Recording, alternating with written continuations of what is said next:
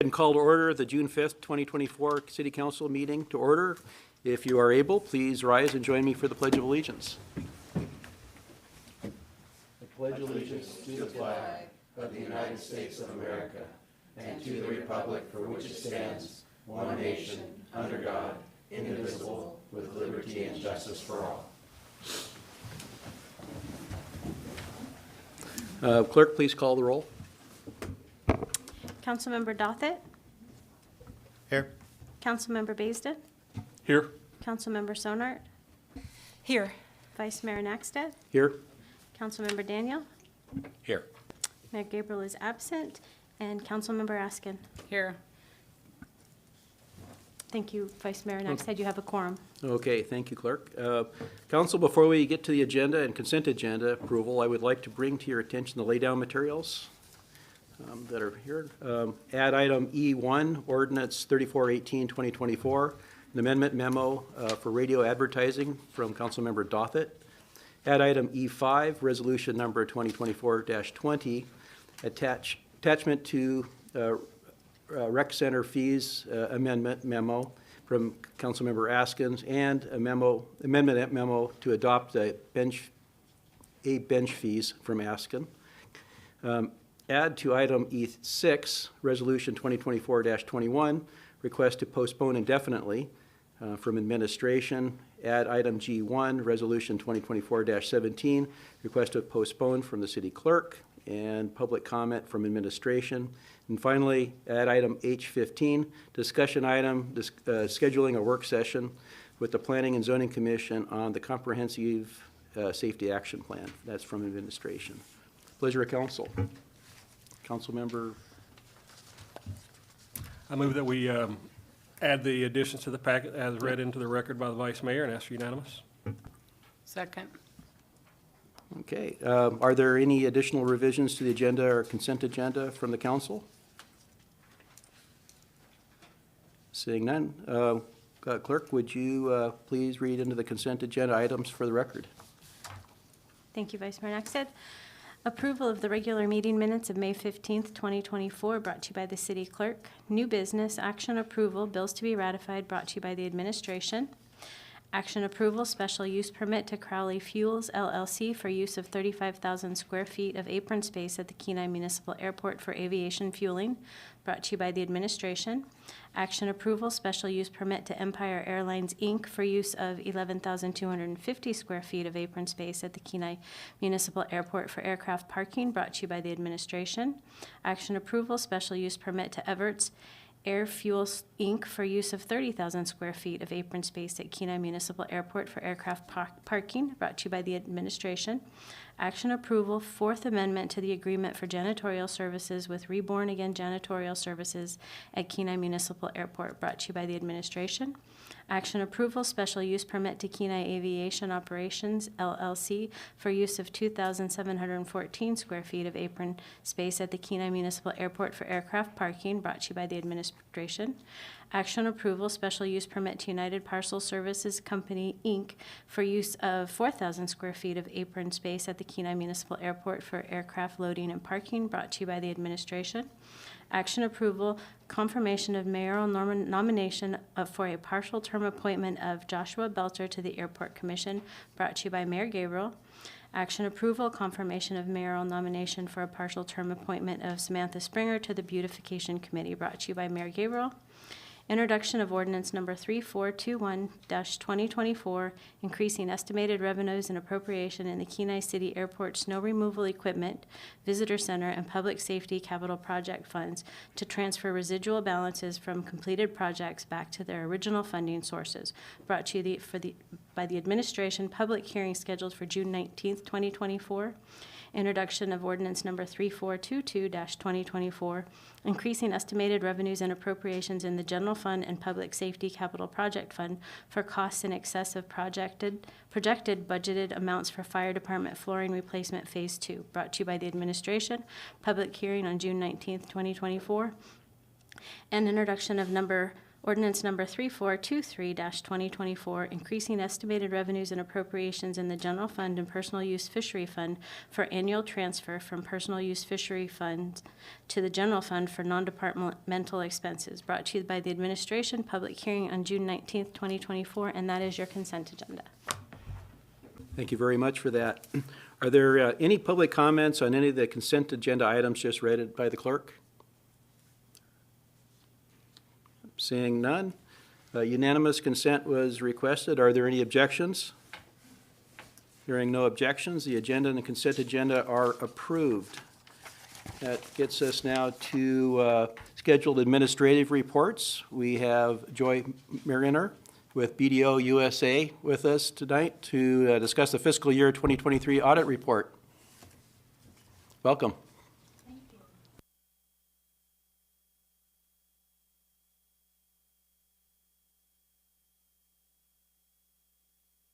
It's okay if I sit? Okay, good. Is that better? Thank you, Vice Mayor, and hi, everyone. I've seen many of you in previous years, but if you've not met me before, I work as the primary lead partner on the audit of the City of Kenai. This is coming to you a little later than usual, some of which has to do with my vacation schedule. It doesn't seem to be adding up too well with your council meetings. And then some delays that, in terms of just finishing up the audit this year. But this is the report for your June 30, 2023 financial statements. We did release our audit opinion a little bit ago, but I would like to kind of walk through just a few of the highlights from the audit for you. And you should have several things in your packet. One is this is our report to the City Council. It's called our audit wrap-up. We do work for you as the City Council. We work pretty closely with your team here, Dave this year and Terry, to get the financial statement audit completed. But we do ultimately report to you as the council. And so this summarizes the results of the audit for last year. And then you should have previously received a copy of your annual comprehensive financial report. Yours has got a pretty bound spiral on it. But this is the financial statements that I'll be referring to as we look at the audit wrap up. And I won't be going through every page of the financial statements. I know you receive very regular financial information, very minimal audit adjustments this year that impacted those, but I will touch on a few highlights of that report when I'm done with our audit wrap-up. So with that, let me just keep moving on here.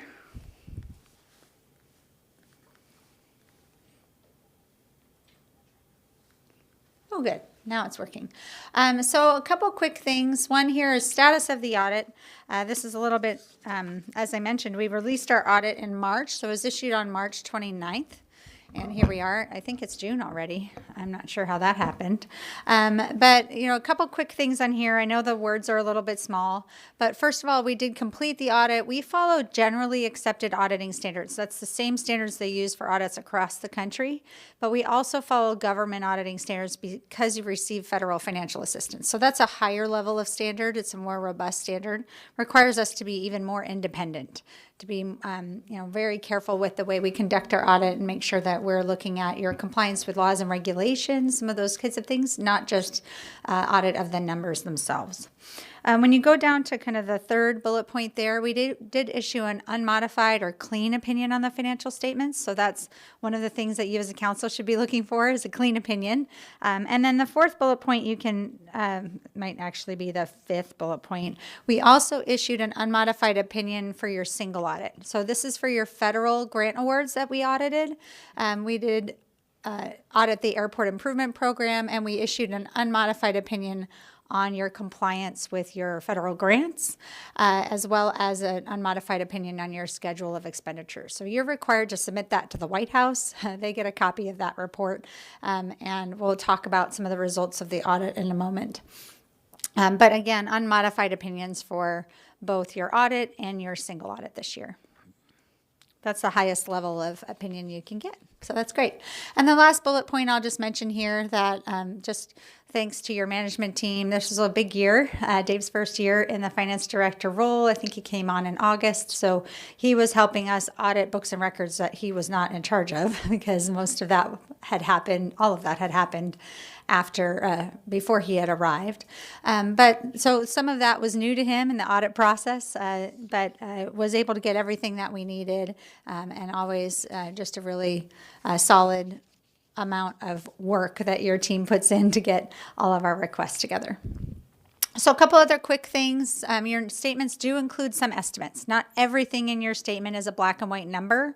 The biggest estimate in your statement is the amount that is recorded as a pension liability. So this is actually dictated by the state of Alaska. They hire actuaries to estimate your PERS liability. That's a number you really can't influence. But there are some other numbers in your statements like the depreciation and the useful lives of your assets. This building, for example, is an asset. You're depreciating over an estimated useful life. And then some amount of estimates of your uncollectible accounts, whether or not people owe you money, are they going to pay you that money? For the most part, your accounts are considered 100% collectible. And then the last one I'll mention is the discount rate. So you use a discount rate to value certain kind of right of use assets for leases and software subscription assets. And that is calculated using a discount rate. The rate you're using is pretty standard across most of our clients. You did adopt a new standard this year, and I have that kind of noted here on the left side. You adopted GASB 96, which is a long-winded statement. It's subscription-based information technology arrangement. So basically, if you enter into a software contract that's long-term, you're required now to record that as an asset. So if you have a contract with a software company for, say, a 5-year contract, you record that as a right to use that software and a liability to pay it. I mention this just because you as a council, when you are approving new agreements, keep that in mind. Some of these agreements are coming with a lot of complicated accounting on the back end. Last year, if you remember, we adopted GASB 87 for leases. It was a big lift for your team to go through all the leases and figure out what you had. You had more than we anticipated around the airport in particular, but you're also now required to do essentially the same thing for software subscriptions. They weren't very significant this year for you, but do watch out for that as you approve contracts for the future. Other thing I'll just kind of highlight here is we would let you know if we found anything significant or of concern. You did implement GASB 96, as I mentioned, but it was not a significant impact for you this year. So nothing else that was significant or unusual in 2023 that I want to highlight. In terms of adjustments, we did have one corrected misstatement, which dollar amount wise isn't very significant. Essentially, your construction work in progress balance was initially misstated, and we corrected that about $24,000 as an expense account for a capital asset addition, and then some of your opening balances had been adjusted as well for a prior balance of about $10,000. We also did assist your team with posting several entries for GASB 87 for leases and also for your pension adjustments. So those all came through kind of as part of the audit process, but are considered technical assistance, not audit adjustments. We did have one item that was an uncorrected misstatement, and that is related to a capital asset that was sold in FY23, but in the system, it wasn't actually disposed of in the system. And I'm going to talk about that in a minute. Really doesn't affect your fund level statements very much, but the system itself, that recording of that disposal happened in FY24, not in FY23. So we did bring that to your management team's attention, and it will be recorded in 24. They didn't go back and change it for 23. The next thing I'll just mention is that an audit is not an opinion on your internal controls, but we do take a look at what the checks and balances are that are in place here in Kenai. So do you have somebody who reviews information timely? Do you have good systems that are set up to catch errors or problems? And then we would report to you anything that we have identified as a significant deficiency or a material weakness. We also do include control deficiencies in these wrap-ups, just so you know what we consider to be more management letter comments. comments, things that your team might consider changing, but we don't consider it to be something you need to take action on. We did identify one significant deficiency, and that's something that relates to your single audit, not your financials. So it didn't have anything to do with your financial information, but on your single audit, because we did audit the airport program, that asset disposal in the system hadn't been tracked correctly. The federal government requires any assets that are purchased with federal money to be inventoried and tracked in the future. So what had happened is that disposal was not recorded in the proper period. We reported that to the federal government as a significant deficiency. It was not considered to be a material finding or a qualified opinion on your compliance, but the federal government requires us to report things like that to them so they can follow up with your team and make sure that inventory is done and the books and records are matching. So I believe that they've already been in contact with you. I'm sure for them, it's a checkbox. It's not something that I would consider to be a material error or a big problem for you, but it's a lot going on at your airport. I just landed there. It's very exciting. So just the sheer volume of transactions, the equipment that you're tracking, and especially I would just say in the last few years since COVID, there's been additional funding you've received from the FAA. There's been a lot of activity, so it's a lot to track. And you don't have a bigger team tracking it. It's the same number of people tracking a lot more activity. So it might just be a question eventually here to say, hey, do we have enough resources to make sure that all the airport assets are being tracked in compliance with the federal requirements? We also recorded a few things I mentioned I would consider to be business advice suggestions or management letter comments. The first two are the same as last year. We do have most of our clients, I would say, that have these IT deficiencies. And it just has to do with the design of your IT system where you have a super user, and you probably have figured out who they are in your accounting world. So your city manager and controller, at the time we did our audit, had super user access, so administrative access to your IT system. Very common in communities in Alaska, but it's something we like to bring up because it means they do have the ability to change things in the system. And then also user access reviews are not always documented. They do seem to be performed, but reviewing who has access to what in the system. So who has a login, what can they get into? You wouldn't want, for example, somebody at the airport to have access to the payroll module. So that is being reviewed, and we didn't find any exceptions to access, but there's no documentation of that access. So that is kind of becomes sort of a risk management thing for the city to keep documentation of that so people can't ever claim that somebody had access to something they shouldn't have. So we bring that up just more as a business advice suggestion. And then the last item was GASB 87. Some of the lease receivables were not initially identified correctly and calculated. So leases is again, a harder thing for you with the airport. There's a lot going on. So we just recommended maybe another level of review on GASB 87 and possibly some training for your finance team, as there's been some turnover this last year around leases and how to account for them. Otherwise, I have to tell you if there's anything that we consider to be a significant change or problems or issues. There were some delays this year, I'll just be honest with that, in receipt of the financial statements from your team. Your team does draft the financial statements for the city, and most of our clients don't do that. We draft them for our clients for the most part, but your team drafts their own. There's a little more back and forth on that and just in the timing with the turnover this year and with some of the new standards. But really, overall, no disagreements, difficulties with the audit, and just delays with that finance director position being vacant, I would just say, for part of the year. There's a lot that was falling on a small group's shoulders right when we were working through the audit. So that's highlighted in here for you. Otherwise, we're required to be independent. I take that very seriously. We're very careful not to make decisions for the city. And we do have our own internal quality control system that we follow. So with that, I'd like to, I don't know where the end is. This is paperwork you don't really want to go through.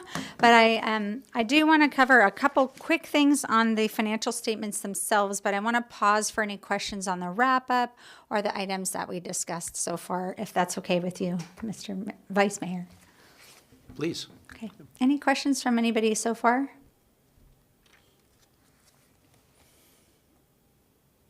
Looks like you're good. Okay, great.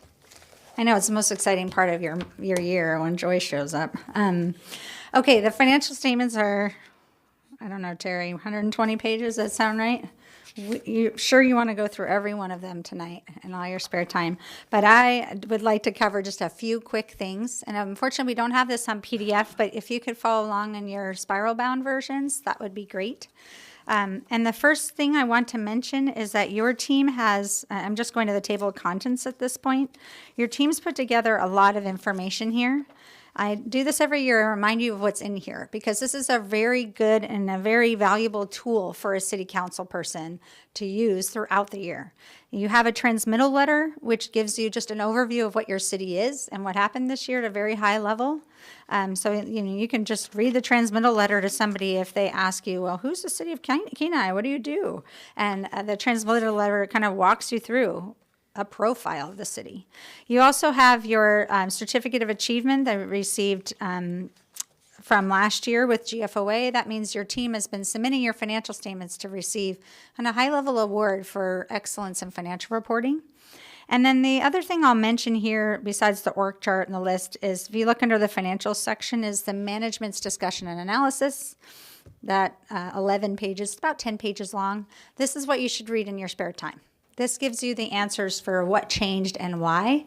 And I'm not going to go through it, but I think it's a really valuable thing to scan at least and to understand what happened in 2023. So that gives you some really good talking points. And it also kind of walks you through kind of where the spending was done, where the general fund revenues were. And that 10 pages is really helpful.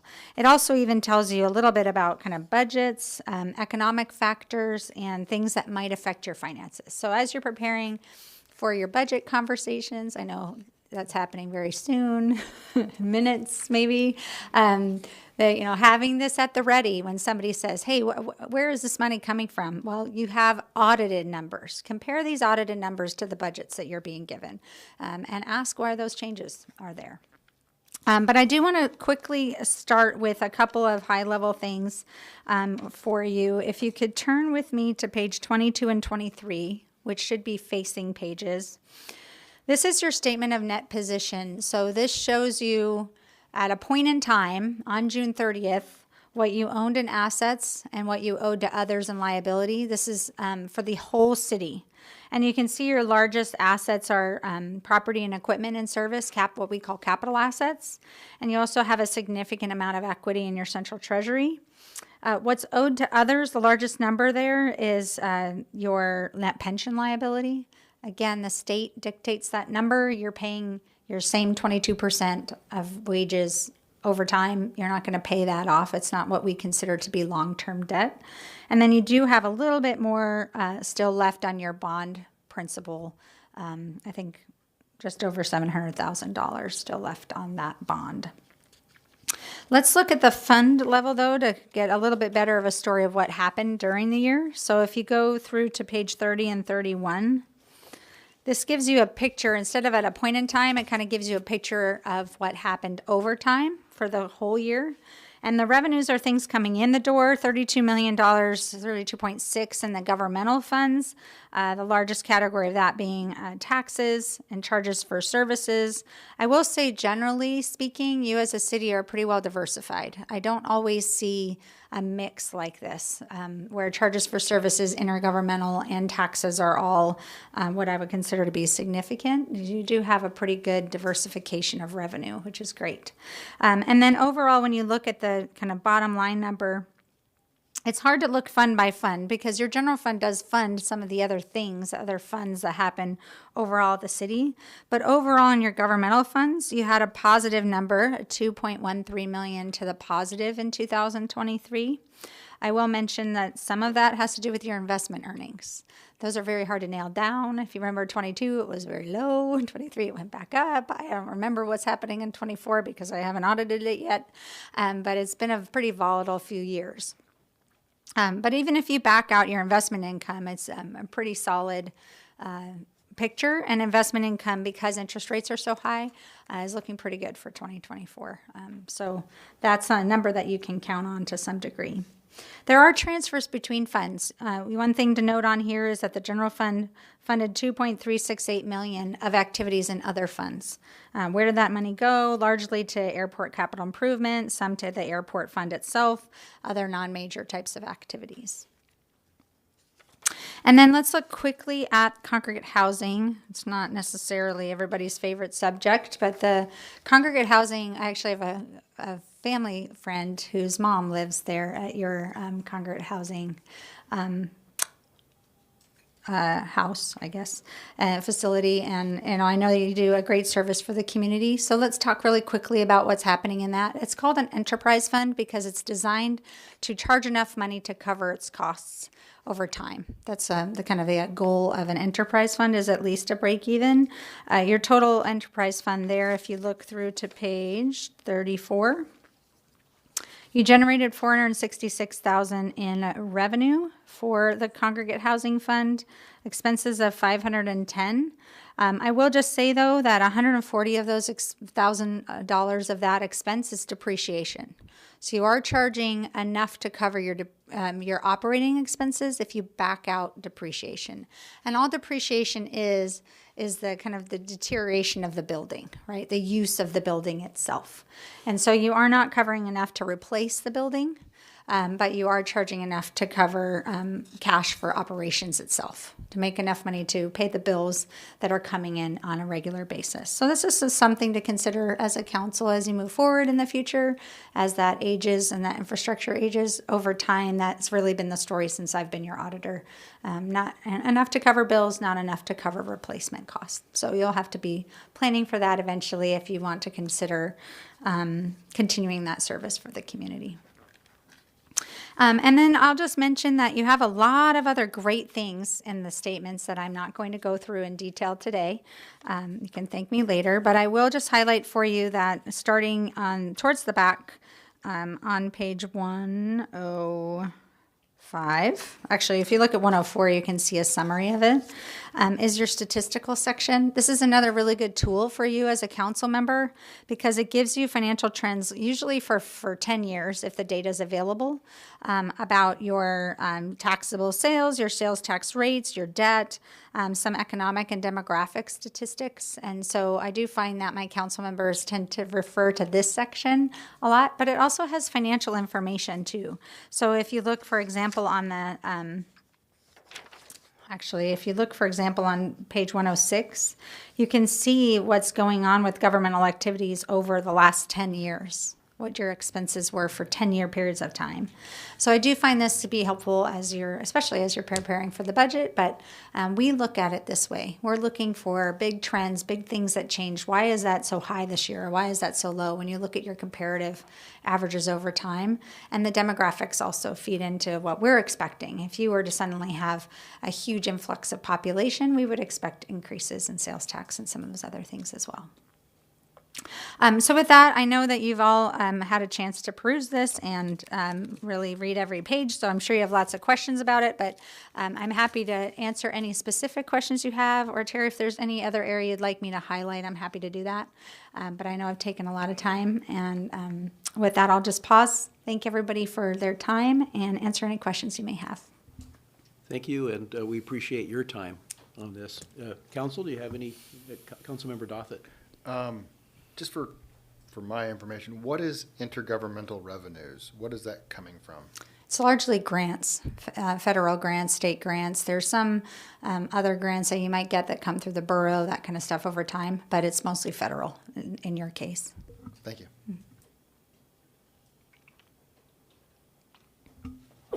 Any further questions? Anybody formulating a question? We good? Thank you very much for your time. Thank you, everyone.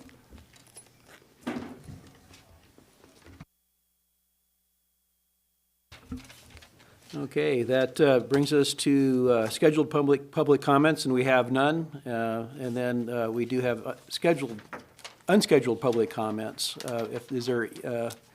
Is there any members from the public who would like to speak on any item not appearing in the agenda?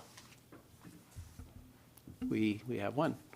Samantha Springer, welcome. Hi, everybody. I just wanted to check in because I haven't been able to attend lately. We are open at the Visitor Center now 7 days a week, so make sure to stop by. And the tourists are picking up, so that's really nice. And locals. You actually see tons of people come in every day that are like, I've never been here, but I live here. So that's good.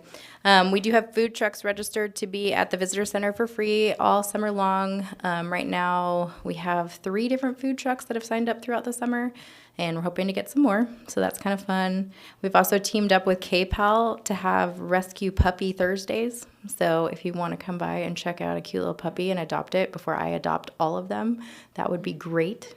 My husband's ready to murder me. They have about 80 puppies that need adopted right now. So we decided to do what we could to help out. And then Lemonade Day is this Saturday, so make sure and get out and see those kiddos because they did a lot of work to put those together. And the list of those will be on our Facebook page and the Clarion and Radio Kenai. And then we have a bunch of big events coming up, so I'd love to see council members volunteering. If anybody wants to, I could send you an email, or you can send me an email, or we could chat. I could stalk you until you get back to me. Let me know. But yeah, with 4th of July coming up and the run and Karam and Silver Salmon Derby, there's lots of things happening. So I could love your help. And that's all I got. Thank you for the report. Any questions from council? Okay, thanks. Thank you very much. Marion Nelson.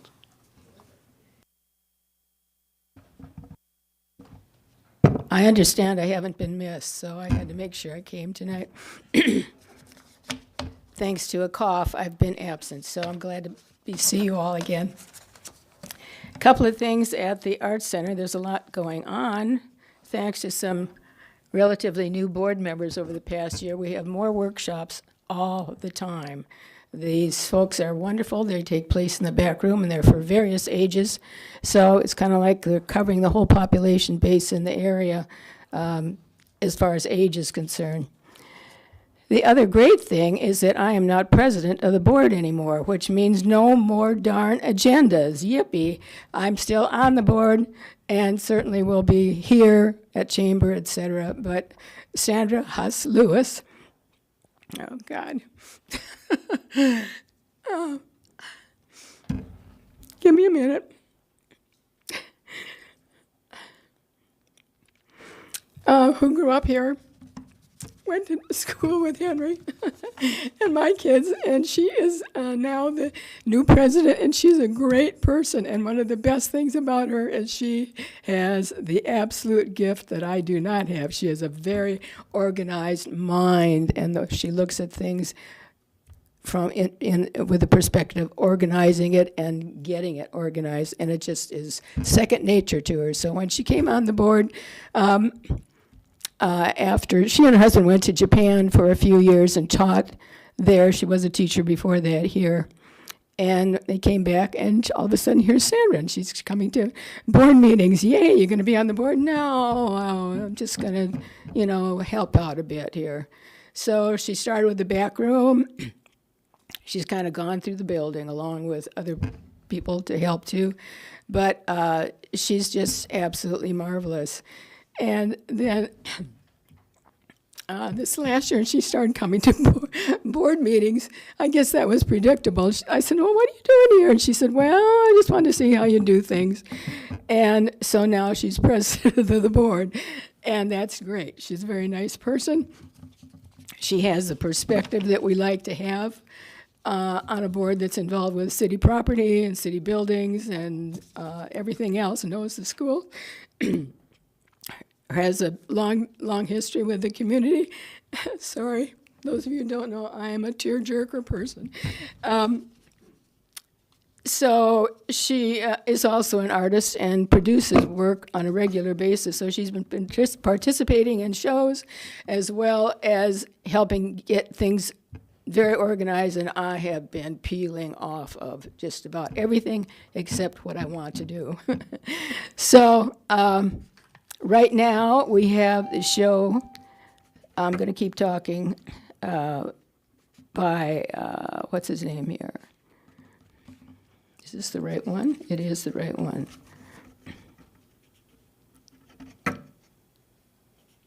I don't have the right one. I can't think of his name. Well, anyway, his work is very much like Norman Lowell. Here we go. Robert Clayton, yes. It's lovely. It's just lovely all around the gallery. He has a lot of paintings in there. They're very lovely. Any one of you would be very happy. You would find a painting in there that you would like to have. I can promise you that. And then comes, in July, the Potter's Guild, kind of the second show that they have during the year that they put in the, set up in the main gallery. So there's a lot of pottery, and that means it'll be a crowded event, a crowded opening, as it always is. I mean, right out the door, busy. And then in August will be the tattoo artists. Well, what in the world is that going to be? How can tattoo artists have a show on the walls in the art gallery? Well, where do they start? They don't start on their skin, obviously. They start on a wall, on paper, on canvas, whatever. So, and eventually get to the skin stuff. So that will be very fun, and you've all seen some very, very artistic renderings on friends, neighbors, and whatever over the past number of years as tattooing has become more and more popular. So that's quite an interesting show to look forward to. Then the watercolor artists, and then at the end of the year, the annual mural, which some of you have seen the video that is posted on the city's website regarding last year's mural, that a participant from Homer and from outside. It's just a remarkable video, so take a look at it. He's a very practiced artist himself, and he took part in it. He just came in, and yes, we adopted him for about a month, and he did a great job participating in things. And his wife, girlfriend, they go all over the country and do this at different places with their bus, make their information known to people, as well as take an assessment of the city and show a great video of the community, as well as some history information. Did a lot in Old Town, so it's worth looking at. And that was a super asset, another spin-off from some of the things that we've been doing. Marion, are you pretty close to wrapping up? I am. I'm You've done. gone, over. I'm done. I'm You done. are? Henry, I'm done. I should have waited. Any That was questions? a lot of good information. Thank you very much. Any Councilman Member Bays? Thank you, Marion. I'll just make a comment that the YouTube channel you're talking about, Aren't We There Yet? My wife and I watched it today. It's great, isn't it? That's the best video that I've seen done for this area, including the Art Center and how they portrayed Kenai and the river and everything. If you haven't seen it, Aren't We There Yet? Everybody go watch it. It was absolutely fantastic. Thanks for bringing that up. It truly is. They have a very sensitive approach to what they do in every way. They were working in Homer, or in Seward rather, and other places on the peninsula. And I love it that they incorporated history, a lot of history, into that video in a very, very nice way. And accurately, too, I might add. Yeah, it was beautiful. That is a shrine. It is not two churches over there. It's a shrine and a church. Thank you. Any other questions for Marion before she leaves? Marion, thanks for mentioning Sandra Lewis. Well, I've known her since we were little, but anyway, she's a very good asset there, I'm sure. Yes. Thank you much. Are there any other unscheduled public comments? Okay. Going on. Moving on to the next item. That brings us to public hearings.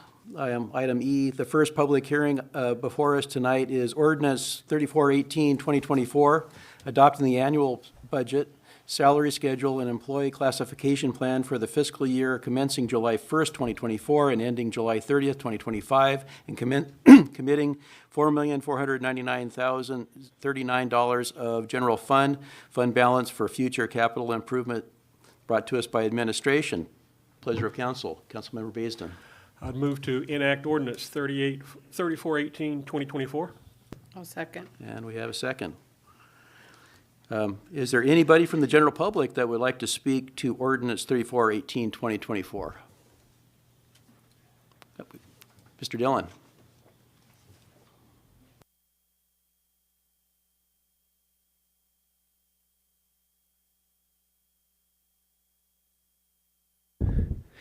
Good evening. Thank you for allowing me to speak for a couple minutes about the budget. I really, when I looked at things, I always am amazed when I look at what city councils and administrations are able to do to pull everything together. And as most of you know, I've got a little bit of a history with city administration. And especially, I've retired 6 months now. And originally, when I retired, I was on 16 different boards. And one of the things I promised my wife was I was going to whittle that down. And I whittled it down to 3. And one of the 3 is the CARTS board. And I just wanted to say thank you very much for any consideration that you all will be giving us this evening. We have a lot to prove, and I know that. And I think we've done an awful lot in the last, I've been on the board now 8 months, and I can tell you in the last 6 months, between replacing the executive director, changing the way business has been being done, we're well on our way to being successful. We're not there yet. One of the big things we're working on right now is trying to figure out a way to take dollars and leverage it, because we have access to some federal dollars and to some state dollars. And one of the things that we continue to hear from local folks is that they'd love for us to be able to have service on Saturdays and Sundays. And that is one of the major things we're working towards. I also wanted to remind everybody, when Jessica was here, our new executive director was here a couple months ago, she talked about all the different places that we travel to and things. And Kenai is the number one place that people are coming to. And then the number one spot is Walmart. And I just wanted to remind you all of that was one of the areas. And again, hopefully we'll be able to get weekend service in by sometime towards the end of the summer. The other part that we're really working on is Seward and Homer, and trying to help them out, and how to get all the different transportation folks to work together. And for the first time, I moved here in 2005. And when I came down here to work on the Arctic Winter Games, I can tell you one of my first meetings I had as the CEO of the Arctic Winter Games was with the Transportation Committee. And I walked out of that room and got in my vehicle and went over and visited with the borough mayor. And it was not a good picture. But I believe we're heading in the right direction now. And I just wanted to say thank you for your help and support, and whatever you decide to do, we appreciate you. Thank you. Thank you. Mr. Dillon, are you available for questions? Sure. Does anybody have anything? Thank you very much for coming tonight. Thank you. Are there anybody else from the public that would like to speak on anything? That's on this item, I mean. Seeing no one, we'll bring it back to council. I know we have a number of proposed amendments in there, and I think there's one from also Kathy at the senior center too. We shouldn't forget. Okay, Councilmember Dothett. I'll move to make a motion to include funding for radio advertising and amend the draft fiscal year 2025 annual budget.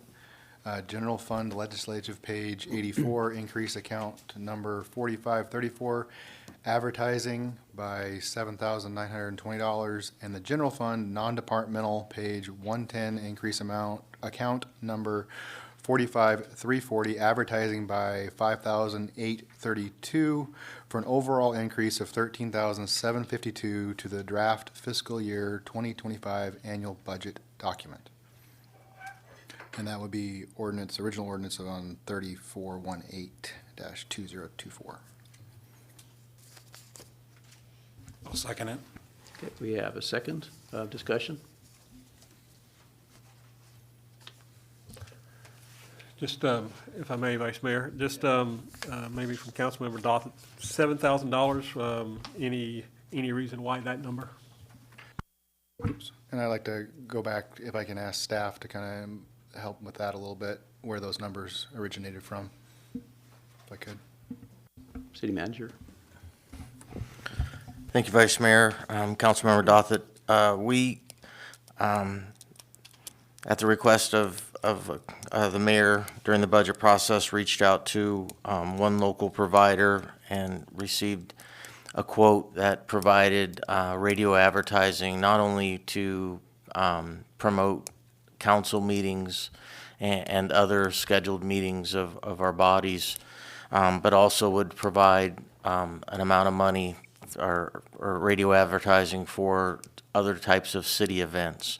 That's the division. The total amount, like Councilmember Dothett discussed, is $13,752 was that total quote, and we divided it between the items that would be related to public meetings, whether that's council or our commissions and committees, and then those that would be available to the administration for promotion of city events and other things happening in the city. Thank you. I'd just like to add, if you read the memo, these are just some ideas that have come up over the last several months about what it could be used for. I know recently, I'm assuming possibly some of you heard it, I know I got several phone calls. The police department was able to utilize some extra funds they had in their budget to advertise their seasonal hire positions to try to get more applicants. I know I received multiple phone calls saying, hey, I'm so glad to see the Kenai's advertising on the radio. And it was great to hear positive feedback come from just that small advertising window that they did. And I think it's an important thing that we try to utilize something to get the word out about the city and what we're doing and try to reach out in a positive aspect and utilize this important tool. And around here, as a local business owner, I, for one, can testify, and I know several other local business owners can. Radio is a very important advertising tool and probably the most effective one that I've found in my business. And I think the city really needs to consider this. I know we've kind of hemmed and hawed on how to do it, but I'd really ask that, every single person here at some point has used the radio to advertise their agenda, whether it's been just on talk shows or any other way. We all have used those to advertise ourselves and in our different elections and those kind of things. So I really think it's important, at least try it. I'm just asking we give it a whirl, try it for a year. If it doesn't work out and we didn't see some kind of a positive aspect or we don't think it's really working, we can reapproach it again next year at next year's budget. But I really would hope that we can just try something to see if we can get a positive light on this. Maybe spin the city in a new light, saying, hey, we're advertising it, get that word out about what's going on. And that's what I'm asking for. Councilmember Baisden. So, question for Madam Clerk, can we ask for unanimous consent on amendments to the budget? Yes, you can. I'd ask for unanimous consent.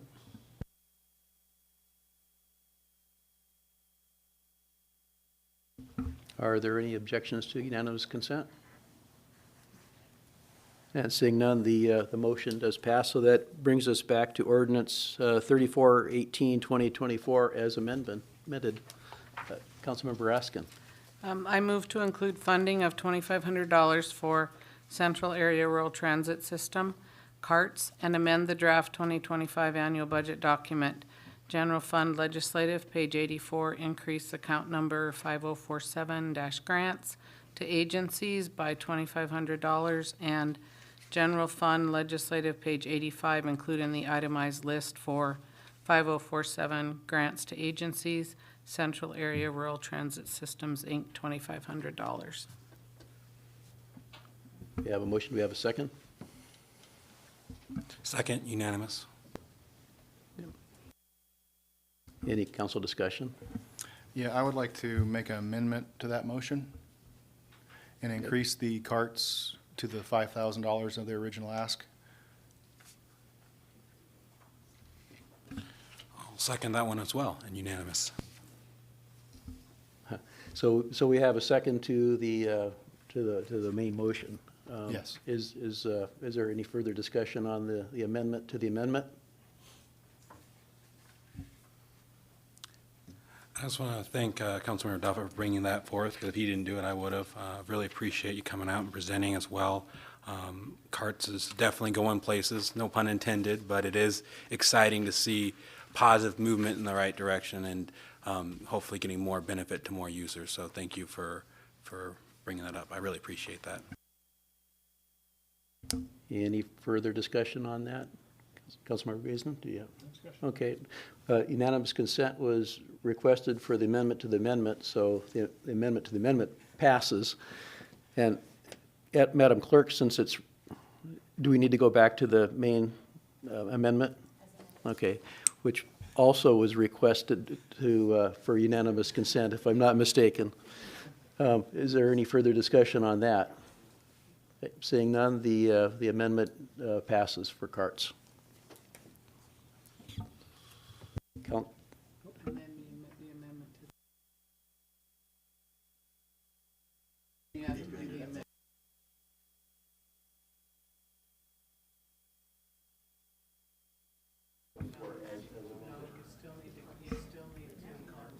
We still need the primary amendment as Well, amended. I thought that's where we had. That was just the secondary The approval. secondary amendment was. Unanimous, and now Unanimous. we need to go and call unanimous on the primary as amended. Okay. Sorry, Madam Clerk, I thought I had just done that. So there was no objections to the amendment to the amendment? The main amendment? Okay. Seeing none, the motion passes then. Okay, thank you for keeping us straight there. Any further amendments? Councilmember Askin. I move to decrease funding to the Kenai Watershed Forum from $5,000 to $1,500 and amend the draft FY 2025 annual budget document. General Fund Legislative, page 84, decrease item 5047, grants to agencies by $3,500. And General Fund Legislative, page 85, amending the itemized list for 5047, grants to agencies, Kenai Watershed Forum by deleting $5,000 and inserting in its place $1,500. We have a motion. Do we have a second? I'll second. Discussion? I guess I could just ask for clarification on the reasoning behind that reduction. So my understanding is that there are several members of the Kenai Watershed Forum, and not all of them donate money for its operation. In addition, the city of Kenai already allows them to use their water treatment plant lab to test their water, and so I felt that dropping it to $1,500 was acceptable. Councilmember Askin, on the water lab, is that, there's a value to that you're aware of? I am not aware of how much it is, but it's it's the use of our equipment.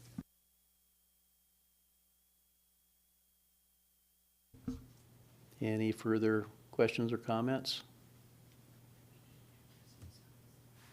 Clerk, please call the roll. Vice Mayor Nakstad? Yes? Councilmember Daniel? Yes. Councilmember Sonart? Yes. Councilmember Baisden? Yes. Councilmember Askin? Yes. Councilmember Dothit? No. Student Representative Tanner? Yes. You have 5 yes votes, 1 no vote. The amendment to the Kenai Watershed Forum funding is approved. Thank you, Madam Clerk. That brings us back to ordinance 3418, 2024 as amended. Councilmember Baisden. Thank you, Vice Mayor. I have a few changes I want to bring forward. First is going to be the Senior Connections donation. I'd like to move to increase the amount of the donations received from the Senior Connections and amend ordinance 3418, 2024, Section 2, by decreasing the general fund appropriation by $20,000 and amend the draft FY 2025 annual budget document. The general fund, non-departmental, page 110, decrease account number 9090, transfer by $20,000, and senior citizen fund, revenue page 237, by increasing donations, Senior Connections by $20,000, and decreasing transfers from the general fund operations by $20,000. I'll second. Have a motion and a second. Any discussion? I could speak to it, or we have our We have Kathy in the audience, and she can speak to it also. But in her memo, I'll just read her briefly. At their May 24th, 2024 meeting, the Kenai Senior Connection, Inc. Board of Directors voted to allocate $120,000 to the FY 2025 Senior Center budget. The amount represents a $20,000 increase from the previous year, made possible by the outstanding success of this year's March for Meals event. And I would ask for unanimous. Any further discussion? Any objection to unanimous consent? Seeing none, the amendment passes. So that brings us back once again to ordinance 3418, 2024 as amended. Councilmember Baisden. Thank you, Vice Mayor. So I've got two amendments here I'm going to bring forward.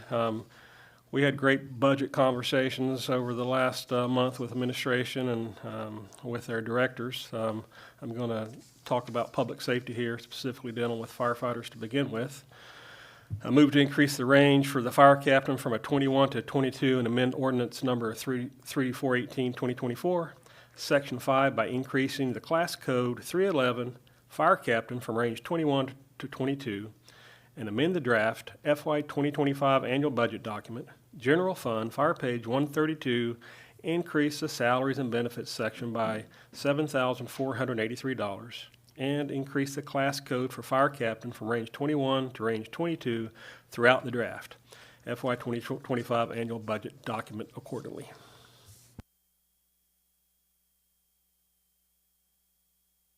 Do we have a second? I'll second and ask for unanimous consent. Any further discussion from council on the amendment? Councilmember Baisden. Thank you. So the next, Well, sorry. sorry. Did I you was just wanna wondering have- if you had anything you wanted to, So just briefly on the memo, again, Human Resources reviewed the classifications. We had a great study in here. I think we're all aware now with the difficulties we're having with maintaining and keeping our folks here at the city. A lot of this also looked at what the neighboring departments were paying when it comes to our public safety, our firefighters, and specifically in this instance, and this just helps keep them competitive and helps us maintain our force. Thank you. Any objections to unanimous consent? Seeing none, the motion does pass.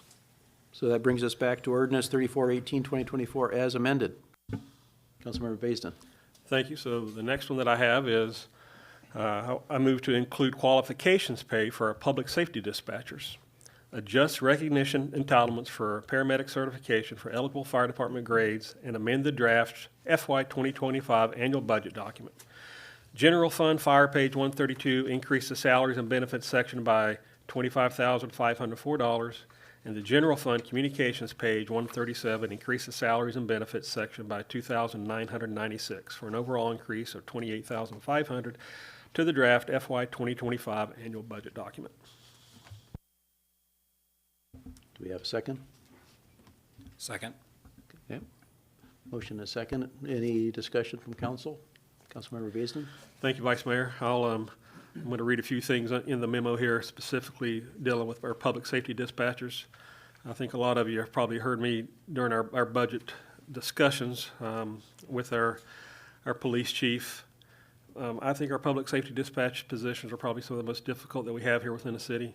And this increase, what it does, it provides a 5% increase to the public safety dispatchers when they're doing communications training. So besides doing their normal job, doing their administration, answering 911 calls, dealing with the public and fire and police, they also have to have an employee next to them that they're training. And during that time, this is what that 5% increase is about for the dispatchers. And then for the paramedic certification, again, we looked at the study that was recently done and comparing it to the other local departments and staying in a competitive field. Our paramedics are some of the most highly trained medics that we have here in the local area, and we want to be competitive and make sure that we maintain them within our city, and that is what this is about. Any further discussion? And I would ask for unanimous consent. Unanimous consent was requested. Any objections to unanimous consent? Seeing none, the amendment passes. That brings us back once again to ordinance 3418, 2024. Thank you. Councilmember Baisden. Thank you, Vice Mayor. So this is my last one, and this is one that I've looked at for a few years, and I'm going to bring it forward this year. And it just happens, the timing today is kind of special, and I didn't mean for it to happen this way, but I moved to include funding for a Veterans Columbarium at the Kenai Cemetery and amend ordinance number 3418, 2024, Section 2 by increasing general fund appropriations by $25,000, and amend the draft FY 2025 annual budget document, general fund, non-departmental, page 110, by increasing item 9090 transfers by $25,000, general fund, non-departmental, page 111, to include include the list for item 9090 Veterans Columbarium, $25,000, and Fund 118 Cemetery Improvement Capital Project Fund, page 284, to increase revenues transfers from general fund and current authorizations, Veterans Columbarium, by $25,000. I'll second. You have a second. Any further discussion, Councilmember Dothett? On that, and maybe this is for staff, with that columbarium, is that something we would be charging for rent, for space on that, or how does that work on a columbarium on that, for having names listed on that? City Manager? Yeah, thank you, Councilmember, or through the Vice Mayor, Councilmember Dothett. Currently, the city does have a charge for niches within a columbarium. We do have a columbarium in the old section of the cemetery, and I'll probably withhold the rest of my comments. Let the Vice Mayor, or I'm sorry, Councilmember Baisden kind of maybe give a little introduction to this as well. Thank you. Councilmember Baisden? Yeah, thank you, Vice Mayor. So most of us are aware that we have a large veteran population here in the local Kenai area, and the current columbarium that we have in the old section doesn't meet the standards of what a veteran is entitled to when it becomes burial, if you want to be buried in a columbarium, specifically the size of the plate that they're going to be provided. So that was one of the reasons why I brought this forward. Plus, now that we have the new section that's opened up, I think it'd be great. The City of Kenai, we take care of the veterans. We've done some things recently that brings out how we respect what they've done for our service. We give some discounts here locally when it comes to some of the things we do at the rec center. We also do give a discount when it comes time to have a burial here within the city for the veterans. And if you think about the last 20 years, we've had a huge population that's served this country, and in the near future, I think we're going to see more need for this.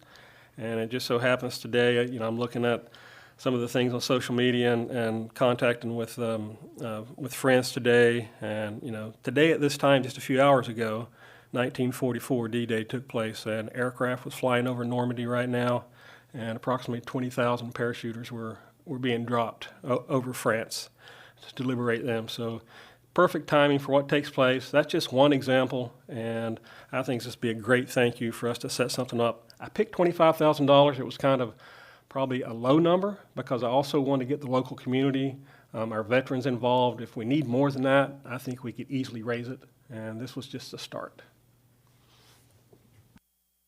And to answer your question, there typically is a small charge that if you look at the cemetery for burial there, veterans do get a discount, and veterans do have benefits that helps in the need of this situation too.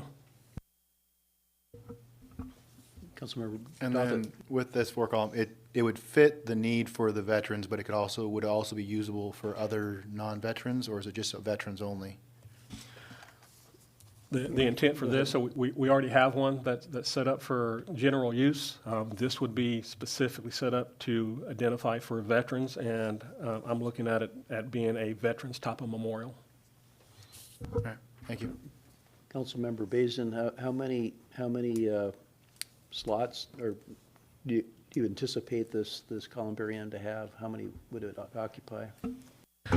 We haven't gotten that far yet. I think it'd be good questions to have is if this approves and moves forward, probably something similar to maybe what we have at the in the old cemetery too. It doesn't have to be huge to begin with. I think it could be modest, in some way, but we haven't had that discussion yet.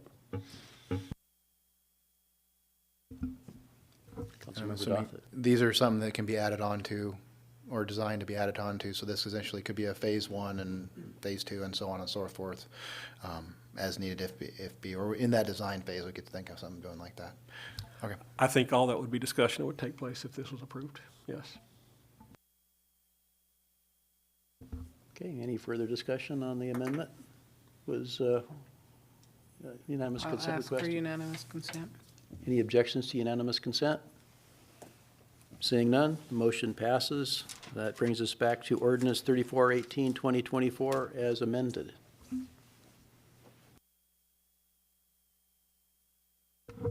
Councilmember Dothett. It wasn't brought up yet. It was previously brought up as a discussion item, and I would just like to maybe bring it up for discussion to see thoughts on it with the storefront streetscapes improvement grant funds that we had in the past. Every year, the last 2 years, we've done $50,000, and I know during our discussion during budget times, we had discussed like what exactly has it been paying for and how has the success of this program gone. And I just, our public works director, or excuse me, our planning and zone director was able to pull the information for me for that. And I was just going to see if it's something I can just go over, or if staff might want to go over with the information, just to kind of get some history on what that has covered at this point. Because I know going forward right now as the budget is, there's nothing for the following year's budget coming up allocated for this program. And I just wanted to see where we're at and what we've utilized at this point in the last 2 years, if that's okay. City manager, you. Are you making an amendment, or are you? Well, just- I'm debating to make an amendment. I wanted to give the data first and for that. I don't know how that would work. Should I just go ahead and make an amendment on my thoughts first and then support it, I guess? Well, if you have an amendment in mind, I suppose, but. Well, I guess I'll just go ahead. I'm going to put an amendment out there for the storefront streetscapes improvement grant for the following, but for this year's budget to be a $30,000 budget for that, and amended from the $50,000 original, based on the history of what we've utilized so far, is what I would propose. I'll second it for discussion. Okay, we have a second for discussion. Now would be an appropriate time to inquire. I'm throwing things out. I'm learning as I go here, right? So with that, I just was going to go through this. It's a pretty simple list, and I think the easiest way would just be, since we didn't have time to make it for a lay down, I'll just read over the 2 years and what it's been allocated for. So in 2023, approximately $27,000 was allocated for the program. That was for 3 different projects. Some of them, these are still in the works of being done. They're not all completed necessarily right now with seasonal work and how it can be done. So one project was 6348 Kenai Spur Highway. The scope of work was painting the front of the building, facade, garage doors, doors and windows, and trim. Then we had a scope of work on 8847, 8867, and 8887 Kenai Spur Highway. They're working on touching up paint as needed on the building, add wood timber accents to building 8887, add masonry short wall near 8887 building entrance, all exterior unit doors and garage doors to be painted, new landscaping in accordance with approved landscaping site plan dated in January. And then the other one was 125 North Willow Street, and that was lot paving, planting of a couple of spruce trees, new vegetation and landscaping area, new landscaping edging on existing raised planter bed, and recommending repainting the metal signposts adjacent to the raised planter beds. And that was 2023's storefront streetscapes improvement plan utilized projects. And those projects, like I said, were just over $27,000 utilized for those 3 purposes. And then this year's, there was 3 more. Apparently had 4 applicants. There were 3 that were authorized. 1 was not found eligible. These ones for the 2024 budget are as follows. On 11595 Kenai Spur Highway, a building facade improvements, to match the building facade that has the main entrance, interior facing, pavement improvements and landscaping. Then there was 110 South Willow Street, replace existing commercial windows and door systems to match adjacent suite. And then 506 Atla Way, window replacements, repainting the building and landscaping around the building. And then 2024 is an allocation of $30,000. That's where I was looking at amending that to that $30,000. Seems like we've seen a kind of a trend of about $30,000 each year being utilized. I think staff and several council members put a lot of work in this program. I think it's just starting to build momentum, and based on what the work that's been done or is planning to be done, it kind of matches what I'm hoping to see. Just throwing some fresh paint up, maybe throwing some landscaping, those kind of things to spruce up our building fronts. And I think I would like to see it keep on the books. It's a lot easier to keep it rolling, even at a lesser funds are available. And then, possibly as we do some advertising and get the word out there, maybe next year we'll see some adjustments and we can allocate back up to what we originally had planned. But I think that $30,000 would meet what the last 2 years have done, and possibly coming up if we keep on with the same pattern for now. So that's where that came from. And that was, like I said, for informational and open for discussions.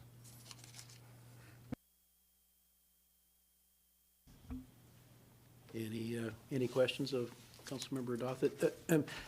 Refresh my memory, I think you just said it earlier, but there's nothing in the budget for landscaping for this year, is that correct? So you would be increasing it, it wouldn't be a decrease from what Yes. we've had in the past? So from my understanding, right now, it was the 50,000 was what we'd be asking for originally, but that didn't get moved forward. So this would be to basically move it forward to the 30,000. City Manager? Yeah, thank you, Vice Mayor, Councilmember Dothit. So there is $50,000 included in the current budget. So the motion would be, and if we might take just a quick at ease, we can help formulate the exact motion, because would be a reduction of 20,000. Thank you. That'd be fine. Okay, well, we'll take a, how many, 10 minutes? Oh, not even that, 5 minutes? Yeah. Okay.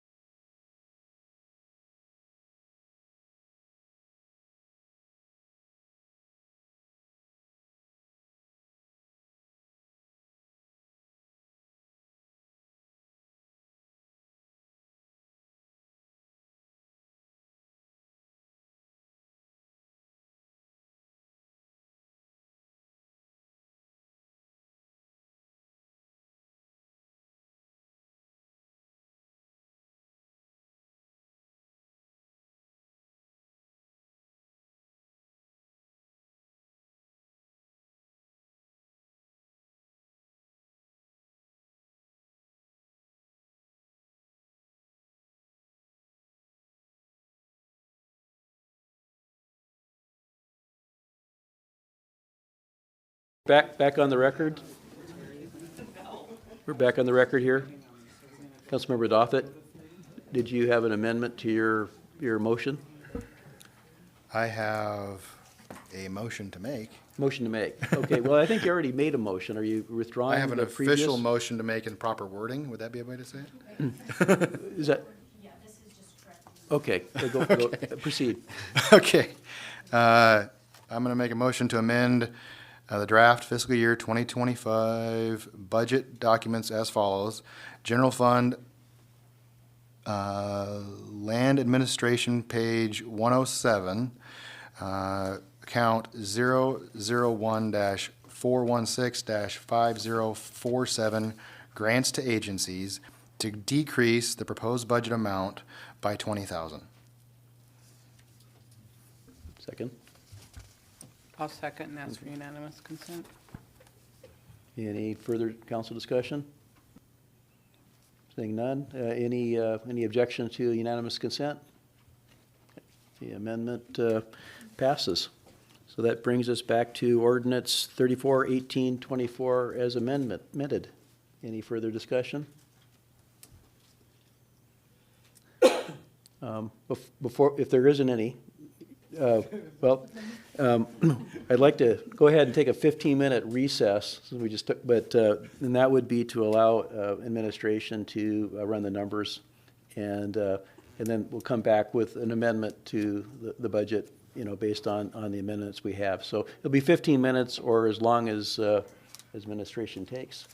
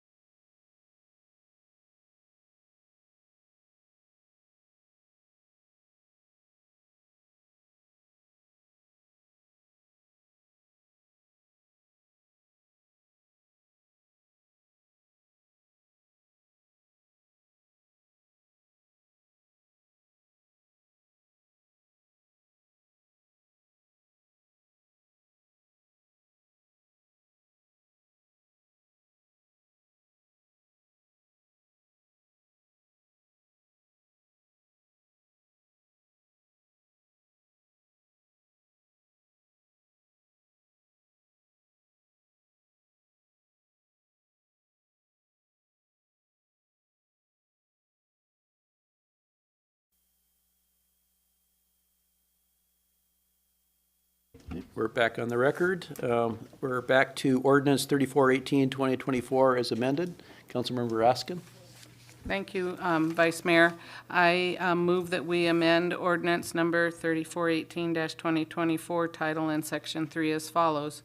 Replace $4,499,039 with $4,451,423, and amend section 2, change general fund to $20,262,232, add to capital project cemetery improvements $25,000, change total capital fund projects to $2,062,000, and change total all funds to $37,127,635. That's second. Pressed the wrong button. Sorry about that. Second, that's unanimous. Any discussion on the motion? Any objection to unanimous consent? Seeing none, the motion passes. So that brings us back to ordinance 3418, 2024. Any discussion as amended? Is there any discussion on the ordinance as amended? Seeing none, clerk, please call the roll. Councilmember Daniel? Yes. Councilmember Sonart? Yes. Councilmember Baisden? Yes. Councilmember Askin? Yes. Councilmember Dothit? Yes. Vice Mayor Nakstad? Yes? Student Representative Tanner?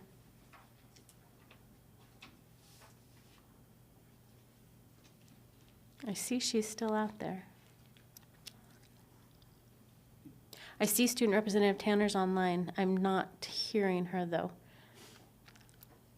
Okay, so we'll just move on. So You have 6 yes votes, 1 absent. Ordinance 3418, 2024, as amended, is enacted. okay, thank you very much. And I want to thank council for getting almost all the amendments published. That was very, very helpful to me and I'm sure everybody else. Now we're on item E2, ordinance 3419, 2024, amending sections of the Kenai Municipal Code Title 23, Personnel Regulations, Sections 2305-070, Definitions 2325-070, Acting Positions 2330-030, Probationary Period for Employees in the Classified Service, 2330-110, Travel Expenses, 2340-040, Terminal Leave, 2355-020, compensation structure by grade for employees in the classified service, 2355-030, qualification pay, and 2355-080, longevity pay for employees in the classified service to ensure appropriate compensation and benefits to city employees comparable to other places of public employment, improving recruitment and retention of qualified employees, brought to us by administration. Pleasure of council. Councilmember Baisden. I make a motion to enact ordinance 3419, 2024. Second. Have a move and second. Is there anybody from the general public that would like to speak to ordinance 3419, 2024? Okay. Seeing none, that will bring it back to council. Council comments. Councilmember Baisden. Thank you, no comment, but I have a couple amendments I need to bring to the ordinance based on the budget that we just passed, if I may. The first amendment is I move to amend ordinance 3419, 2024, section 7, 2355030, qualifications pay to include a new subparagraph, B1V, to read, recognition pay for qualified public safety dispatcher personnel for employees temporarily assigned dispatch training duties for eligible shifts only as follows: an additional 5% of the employee's current range and step. And I would ask for unanimous. I'll second that. Okay. Council comments? Unanimous consent was requested, or are there any objections? Seeing none, the amendment passes. So that brings us back to ordinance 3419, 2024 as amended. Councilmember Baisden. Thank you, Vice Mayor. My next amendment is I move to amend ordinance 3419, 2024, section 7, Section 2355030, qualifications pay, paragraph B2, II to read, recognition entitlements for EMT certification for eligible grades of firefighter, engineer, captain, fire marshal, deputy fire chief, and fire chief are as follows. EMT, EMS, an additional 0.5% of step A of the firefighter range. EMT 3, advanced emergency medical technician, advanced EMT, an additional 2.25%, 2.25% of a step A of the firefighter range, and paramedic, an additional 5%. The employee's current range and step includes advanced EMT pay, and I would ask for unanimous. Second. Okay, motion has been seconded. Is there any discussion on the motion? Unanimous consent was requested. Is there any objection to unanimous consent? Seeing none, the amendment passes. So that brings us back to ordinance 3419, 2024. Any further amendments or discussion? Seeing none, clerk, please call the roll. Councilmember Sonart, Yes. Councilmember Baisden, Yes. Councilmember Askin, Yes. Councilmember Dothit, Yes. Vice Mayor Naxted, Yes? Councilmember Daniel, Yes. Student Representative Tanner. Yes. You have 6 yes votes. Ordinance number 3419, 2024, as amended, is enacted. Okay, thank you very much. I'm glad we have the student rep back.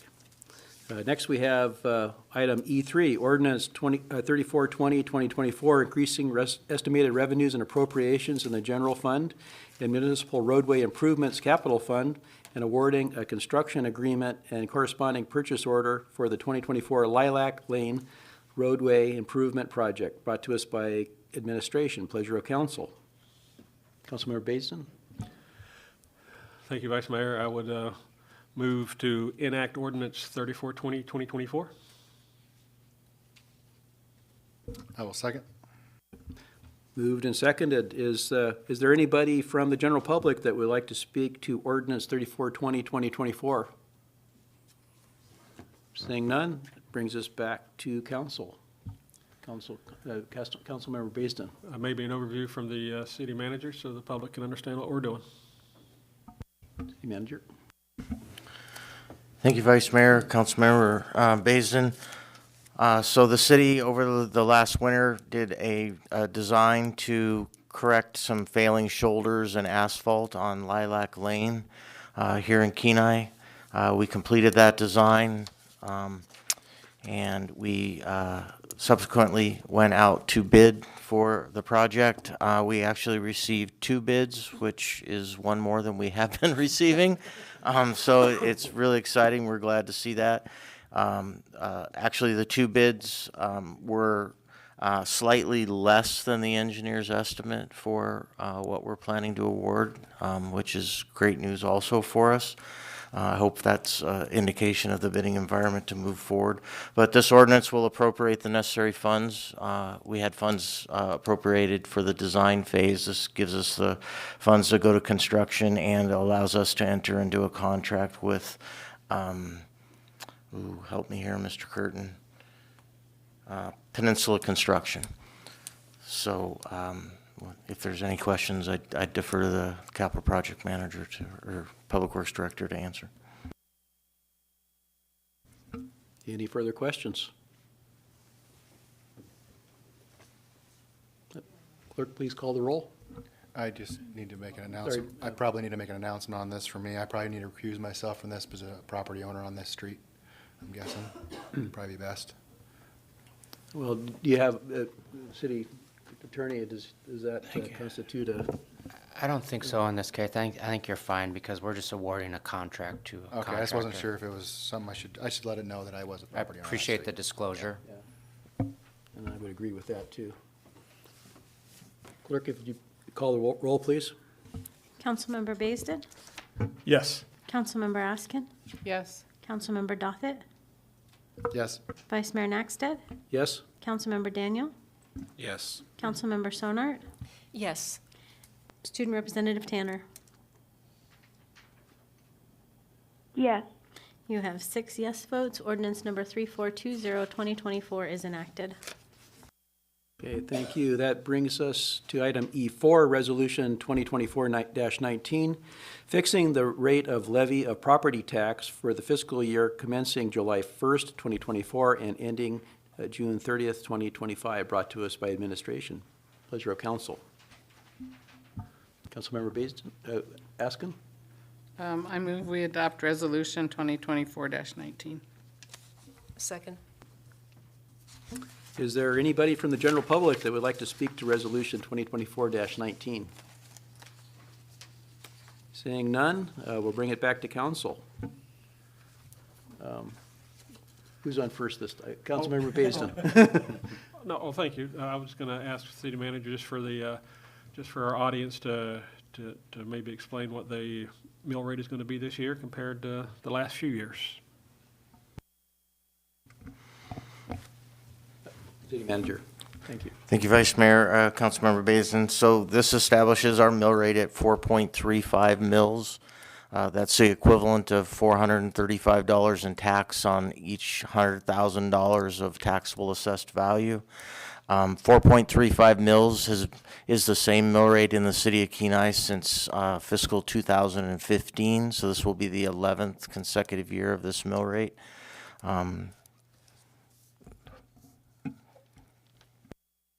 I'd ask for unanimous. Second. Yep. Any further discussion? Unanimous consent was requested. Is there any objection to unanimous consent? Seeing none, the Resolution 2024-19 is adopted.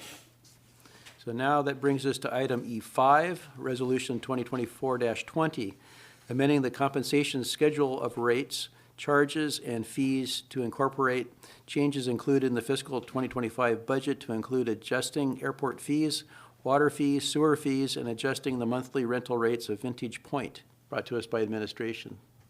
Pleasure of council. Councilmember Baisden. I'd make the motion to adopt Resolution 2024-20. I'll second it. Moved and seconded. Is there anybody from the general public that would like to speak to Resolution 2024-20? Okay, seeing none, that brings us back to council. I believe there's some amendments. Councilmember Askin. Thank you, Vice Mayor. So the first amendment is I move to amend the schedule of rates, charges, and fees for the Kenai Recreation Center, the weights, cardio, sauna section as follows. In the first paragraph, insert in front of must be 16 or older, quote, when using the weight room, and insert in front of adults day pass, insert in front of college students day pass, insert after college students, veterans, and seniors 55 and over, delete veterans and seniors 55 and older, delete adult from in front of 10 visit punch card and instead insert after, insert 10 visit punch card college students, veterans, and seniors 55 and older at $20, delete adult from in front of monthly pass and insert after, delete monthly pass from after college students, veterans, and seniors and insert instead in front and insert after seniors 55 and older. Delete the basketball pickleball section all the way through gym punch card 12 visits and relocate City League basketball into the weights cardio sauna section. And there's an attachment that you can look at. I'd second. Ask for unanimous. Council discussion. Maybe I just get a little, Well, Councilmember Askin, did you had your light on first? Did you have, okay, we're still on. Councilmember Dothett, go ahead. okay. Maybe you can just get a little clarification on why this came about. Yes, I have been working with Mr. Best with Parks and Rec, and have been through all of the fee schedules for the softball fields, the soccer fields, et cetera, and in an attempt to lessen the gap between what we're paying for the rec center maintenance And we thought that maybe a fee change was warranted. So there's slight changes. Thank you. Councilmember Doffett. No further questions on that. Anybody else have any more questions, comments? Unanimous consent was requested. Any objection to unanimous consent? Seeing none. The amendment for Resolution 2024-20 is approved. Do we have any more amendments? Councilmember Raskin.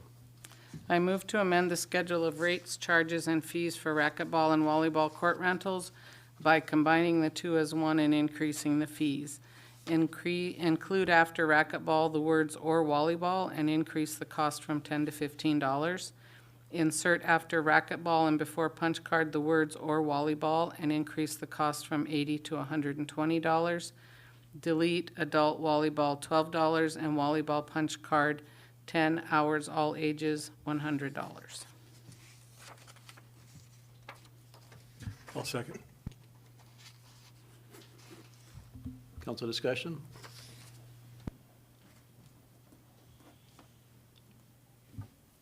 Maybe just an overview from our director on the changes for the city manager.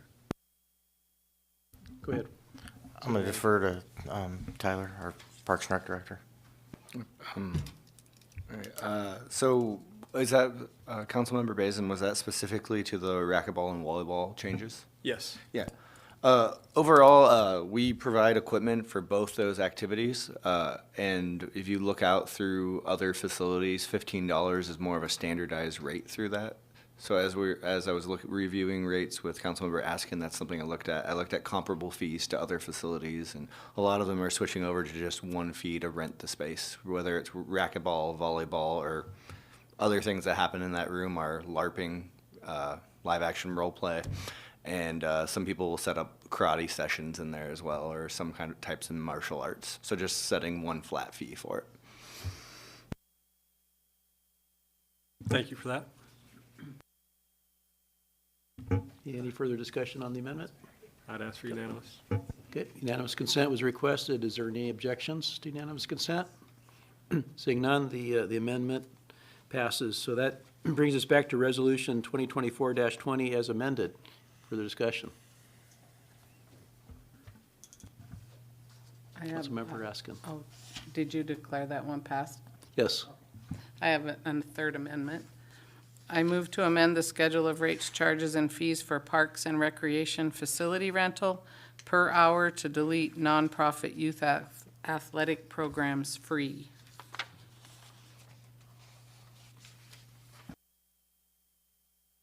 Second. Okay, discussion?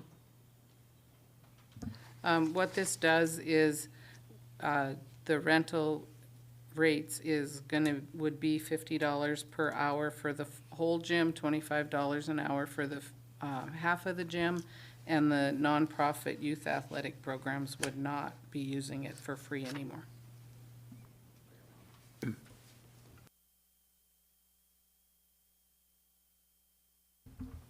I guess I have a question for, through administration on who the nonprofits are that typically use, that we're talking about.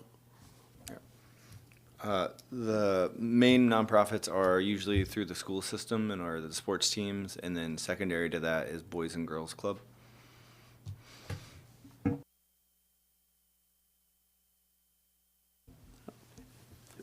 Just for clarification for myself, one other question. I think that it's still free for youth that are in high school or younger, and if they're a group, they're not. How does that not apply to a group of students if it's free for one? With that, it'd be reserving the gym. So you can call in, and if we have availability, like a nonprofit group or a private group, such as a birthday group, could call and book the facility. So it wouldn't be open to anyone else but that group, or half the gym would be available to them. So if a group of kids came in and it was open gym, they could play open gym. But if it was reserved through I think the last one was, say, Boys and Girls Club rented the space for a practice, it wouldn't be open to that group who just came in. Thank you for that. And just for clarification, this would be similar to, and this would be for, if like a hockey organization, nonprofit, rents ice space, they get charged hourly for using ice space, and now this is similar to where if a sporting team needed to utilize the gym, they would be paying a fee to help offset the costs of maintaining that gym, correct? That is correct.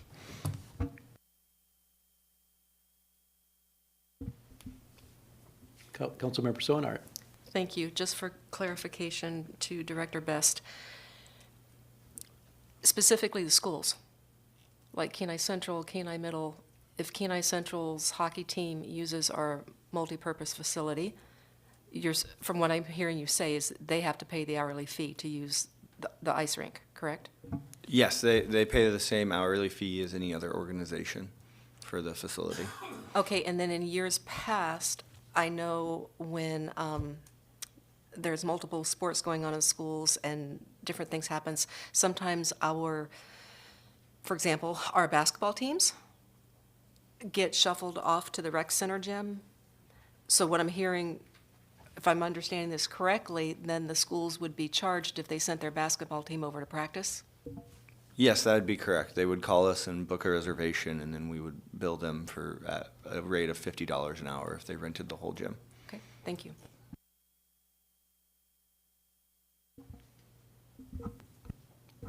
Just for curious, just Councilmember for, Doffett. for the staff, what is the, I mean, I don't know if you have numbers on your head, what does it cost the city roughly per month above what it brings in? I mean, you can be ballpark figure per month to keep the rec center up and running.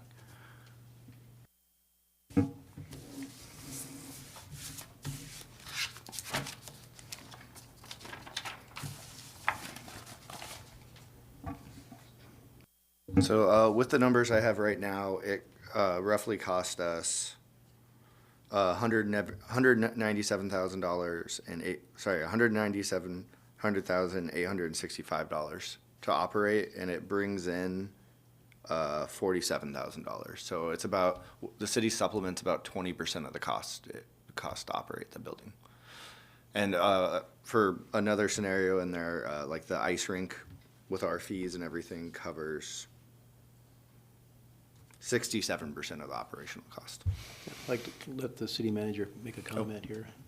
Tyler, could you just clarify when you say that $197,000, what's included in that? Because I don't believe it's all of the costs of operating the facility, but I want to be clear what's in your numbers. So with that, there was a general supply estimated with that, and then there was a staffing cost, which was the whole cost, including benefits and everything there, and then utility cost to operate that building. That doesn't include like building maintenance and upgrades and those kind of things that add up above on top of that. Yeah, capital, just annual regular operation cost, no special building maintenance request or any capital improvements, which we've done quite a bit in the last 2 years. Thank you. Councilmember, go ahead. Thank you, Vice Mayor. No. So Director Best, if I heard you before correctly, was the rec center brings in, you said about $46,000? Just over $47,000. Okay. So And they're only bringing in, and I'm rough math here, I don't have a calculator. We're only bringing in about 25% of the operating costs. Yeah, and actually, I misquoted my paper there, so I'd like to apologize there. The total cost to operate is actually $245,000. The $47,000 offsets that $297,000. I'm sorry, I read that number wrong. So we're bringing in 19.43% of our operating costs. So we're funding 80% of it. Yes.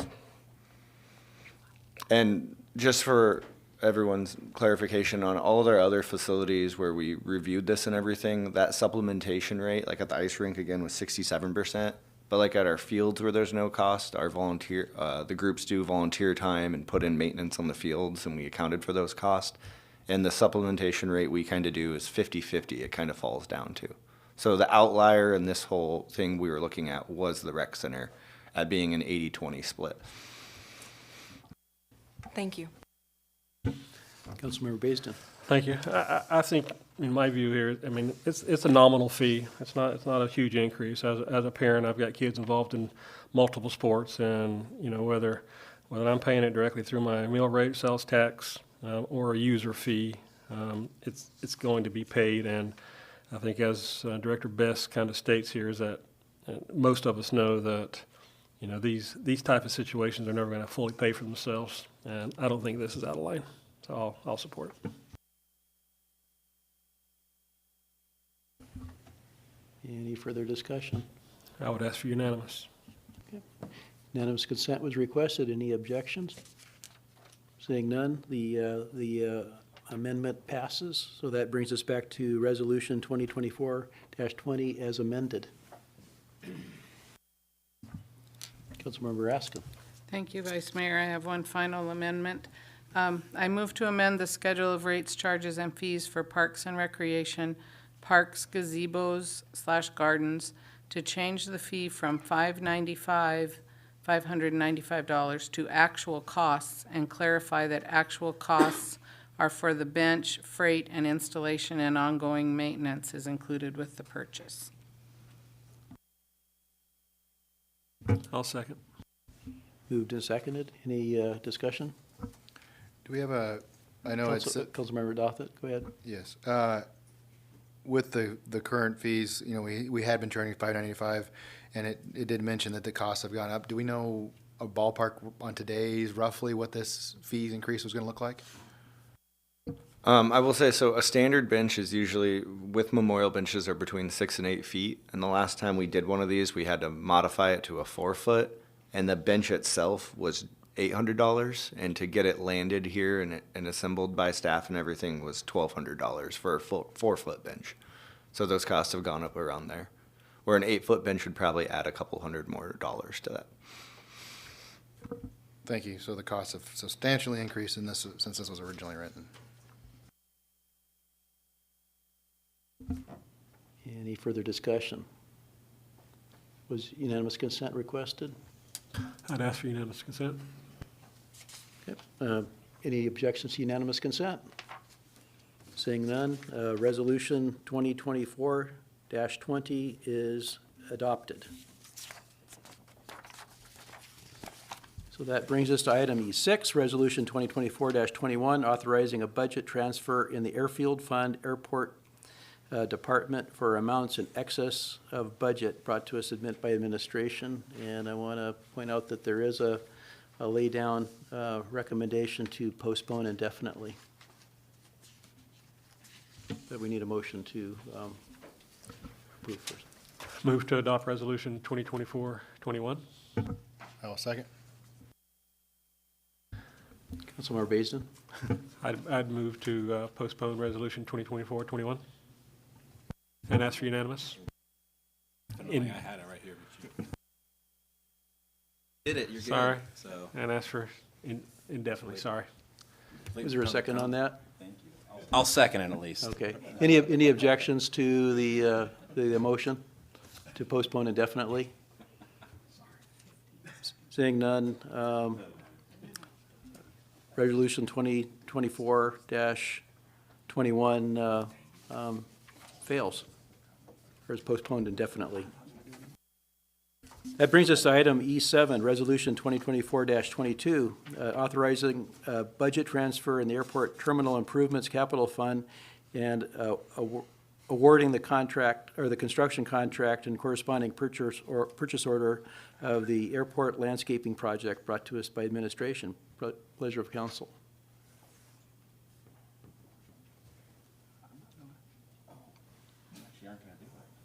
Come on. All right. Councilmember Dothett.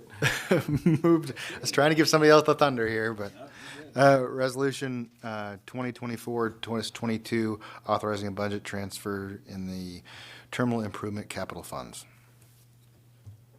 I'll second that, unanimous. Thank you. Is there anybody from the general public that would like to speak to Resolution 2024-22? Seeing no one, it brings us back to council. Councilmember Baisden. Thank you, Vice Mayor. Probably if we could have our city manager give us an overview of what this is going to entail? Absolutely, City Manager. Thank you, Vice Mayor, Councilmember Basin. So, in the past, we had a landscape architect work with the administration over at the airport and come up with a landscaping plan. This will be from the existing sidewalk on the side of the curb there in the arrival departure area to the building. Installs, some shrubbery, some rocks, and just kind of completes the final landscaping for the terminal after that terminal rehab project that we had a couple of years ago. And yeah, I think that's about it. If I could follow up, is this for the federal funds that's used for this? Is this? Through the Vice Mayor, Councilmember Basin, no, these are local funds. It gets a little confusing at the airport, but when you have areas that are revenue generating, AIP funds can't be used in some of those areas. So these are local funds that were appropriated to complete this landscaping. I think this takes, and maybe the Public Works Director, correct me, or Derek, it takes the total project to 125, 130, 40,000. What is, do you know the total project budget after this? Yeah, the total for the project is approximately 94,000 with the 25,000.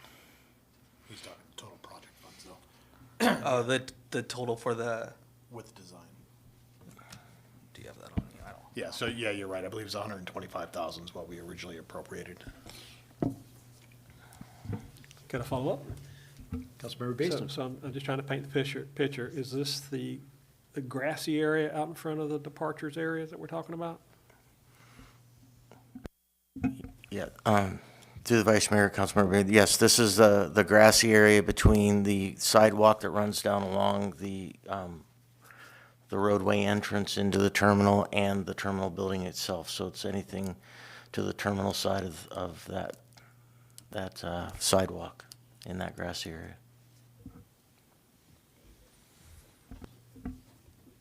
Councilmember Doffett. Yeah, and I was there at the airport meeting when they were discussing and when they were going over this, and they've got some really nice renderings, some new trees, shrubbery, really gives it a facelift, some new rocks and that kind of thing, and then also makes it a lot more manageable from a standpoint of maintenance for Parks and Rec to be able to maintain that a lot easier. And also, I think they're working on, I don't know where it's at, but the bronze bear statues and those kind of things would have a place in this area if once that project were to move forward. So I'm definitely for this. I think it's great to see this moving forward, and I'm hoping that we'll be able to see something coming this year then. I guess just some general questions about the project. There's spruce trees and birch trees and shrubbery.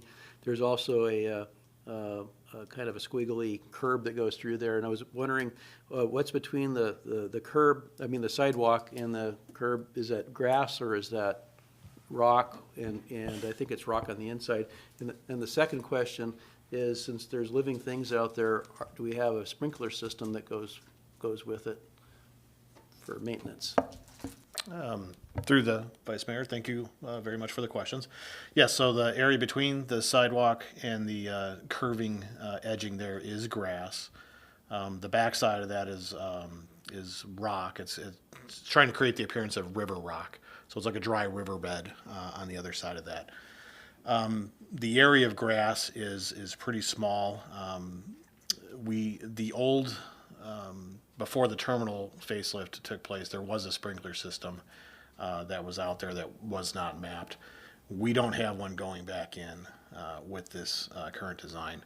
And I think the initial plan here is we're going to look at this here for the first couple of years. It's such a small area, and to have to stub out 3 different locations for a sprinkler system, the cost based on the benefit of that for essentially 2 to 3 months that it's really going to need to be watered.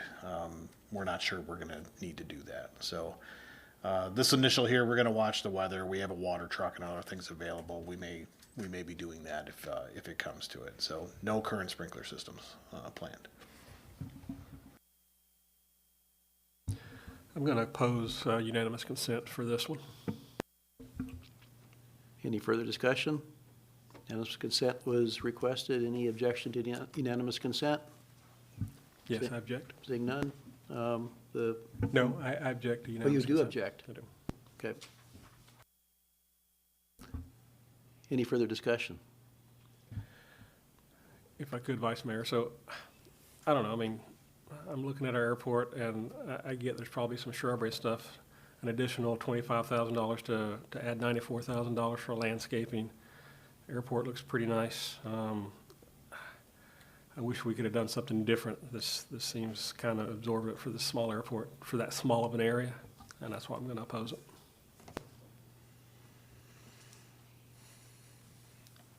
Any further discussion? Mr. Curtin. Through the Vice Mayor. So I would like to just clarify. So our current funding that we have right now, we're about $10,000 short of the contract award. The other $15,000 is to provide some contingency towards the project and provide some administration time for that work. As you know, we are expecting to have some bronze bearers come in, and while there's separate funds for that, there's some coordination stuff that's going on with that. So there's about $15,000 that are between admin and contingency, though. So there is some of that could be going back. I'm just putting it there so that if I need it, it's available. But we're about $10,000 short of available funding to award the $94,733. Just so you have the correct information. Thank you. Vice Mayor. I'm sorry, go ahead. Thank you. So I guess my question for you, Mr. Curtin, would be, in a situation like this, for landscaping, could the city have done an RFQ to where we had a set amount and they'd proposed what that would have been within that budget instead of having to add additional funding to it? Is that a tool that you have in your toolbox with a project like this? Through the Vice Mayor and Councilmember Baisden, yes, we do. I did bid this project unit priced, so I actually have a planting list that the landscape architect put together for us. So I have separate line items for every component that goes into this, from the rock, the grass, every planting, the trees, everything. I've got individual pricing on every one of those. So if we did want to reduce this, I could potentially negotiate with the contractor to reduce this amount. I don't like to stray too far from that because they did put a bid in on this, right? So if you're close, plus or minus 5-10%, it's not too big of a deal. But if we were going to cut a project in half, for example, that would be a little too harsh to put on a contractor, in my opinion. So yes, we have options. We could do either one. Councilmember Dothett. I'd just like to go back. I was there at the Airport Commission meeting when this was presented by the architecture. They presented 3 or 4 different options. It was discussed with the Airport Commission. They pretty much all unanimously voted on this one, and they really liked it. So with the Airport Commission being in favor of this, when you go to look at the scope of work, there's quite a bit going to be doing to it to make it look right. It's an important piece of the city. It's the first impression people get of the city. In the big picture, the millions and millions of dollars we put into that facility lately, this is kind of the final part that kind of draws it all together. And I think it's really important that we have a nice looking facade right now. And I think this is a good project. I think it's been well thought out, and a lot of thought has gone into it with the planning of it. And I'll be definitely for it.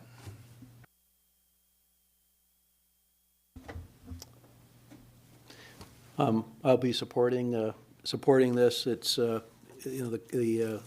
process was approved by council to go to a landscape architect, at least go out and for proposals. We did that. So that was the intent.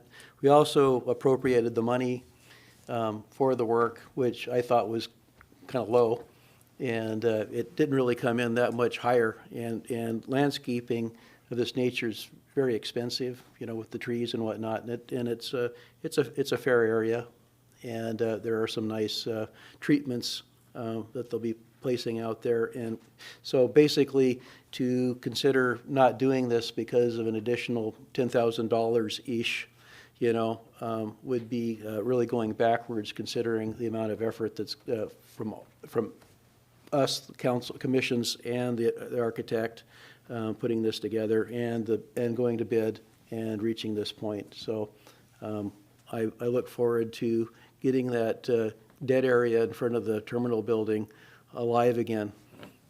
So I'll be supporting this. Any further comments?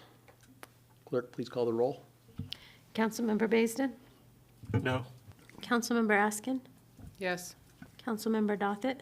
Yes. Vice Mayor Nakstad? Yes. Councilmember Daniel? Yes. Councilmember Sonart? Yes. Student Representative Tanner?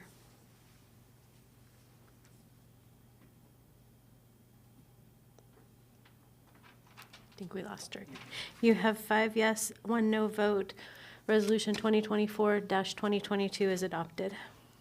Okay, thank you. Now we're on item E8, Resolution 2024-23, authorizing the city manager to execute a lease of airport reserve lands between the city of Kenai and D&M Land Company, Limited Liability Corporation, for lot 9A, Block 5, General Aviation Apron Number 5, brought to us by administration. Pleasure of council. Councilmember Baisden. Move to adopt resolution 2024-23. I will second. Moved and seconded. Is there anybody from the general public that would like to speak to Resolution 24-23? Mr. Bannock, welcome. Thank you, Mr. Vice Mayor. Dwayne Bannock for D&M LLC. Simply here to answer any questions that you may have tonight.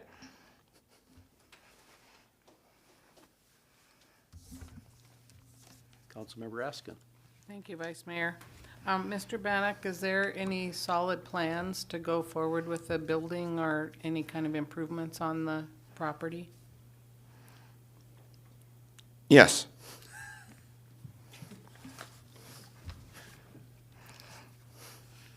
Would you care to expand on that, please?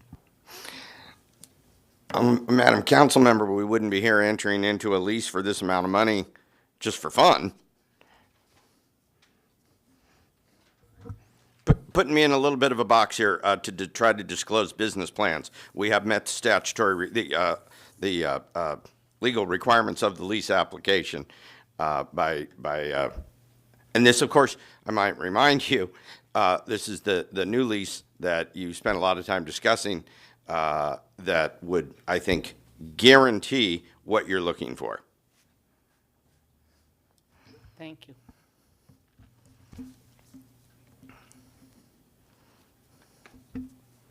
So you've got 3 years. When do you expect? Actually, this lease and the next lease, the application looked very similar. Matter of fact, even who you might lease to was even the same entity. But do you have kind of a general plan on when you might start on either this one or the next one, since it's the same question, really, start erecting a building or ordering it? Will it be in the first year, second year, perhaps?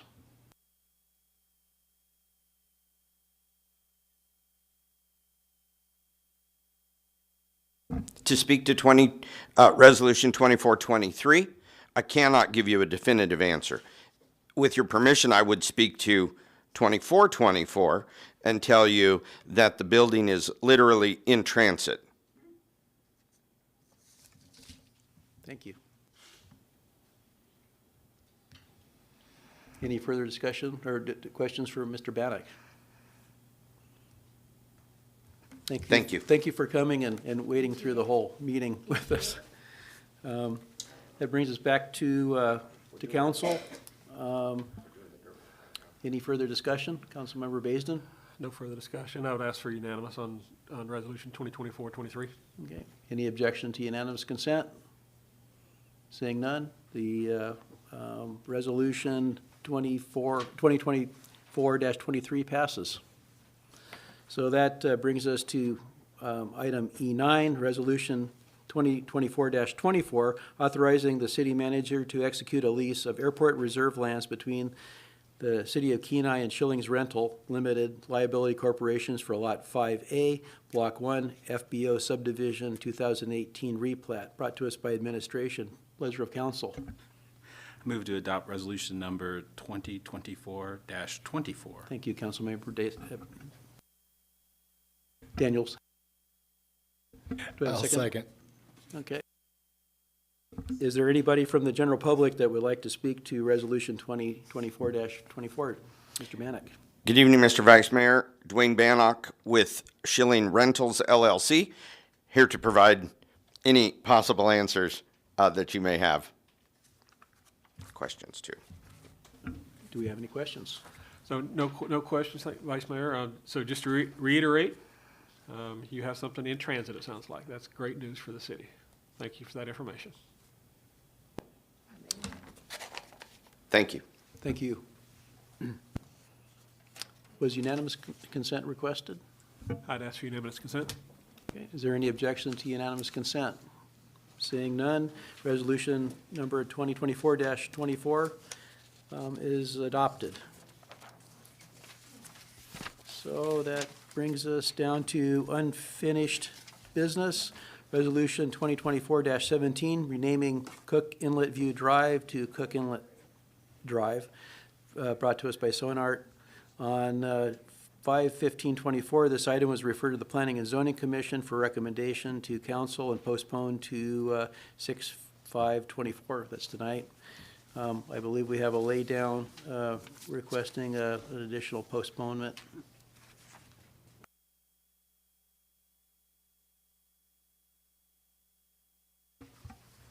Councilmember Sonart. I move to bring forward resolution number 2024-17. Second. Okay. Well, I believe it's already on the floor. Is this the appropriate time? Yeah, the motion was already on the floor. Okay. Okay, I move to amend ordinance resolution number 2024-17 by filling in the blanks of the whereas clauses. Amend the fifth whereas clause to inserting provided written support. The fifth whereas clause to read, quote, adjacent property owners have provided written support to changing the street name to Cook Inlet Drive, and also amend the seventh whereas clause to change the meeting date to May 29th, and inserting into the blank approved the seventh whereas clause to read, the Planning and Zoning Commission during their May 29th, 2024 regular meeting recommended council approve this resolution renaming Cook Inlet View Drive to Cook Inlet Drive. I would second that and ask for unanimous. Any discussion? Unanimous consent was requested. Any objections? Seeing none, that resolution 2024-17 is amended. Okay, second amendment. Yep. At the request of the city clerk, I move to postpone resolution number 2024-17 to the June 19th, 2024 regular city council meeting. I'll second and ask for unanimous consent. Any objection to unanimous consent? Seeing none, the motion passes. Resolution 2024-17 is postponed to the June 19th meeting.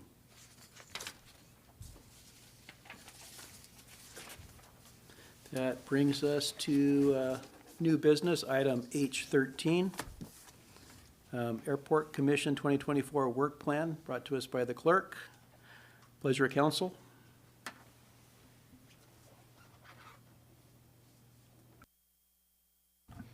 Councilmember Raskin? I move that the council approve the Airport Commission 2024 work plan. Second. Okay. Moved and seconded. Is there any discussion?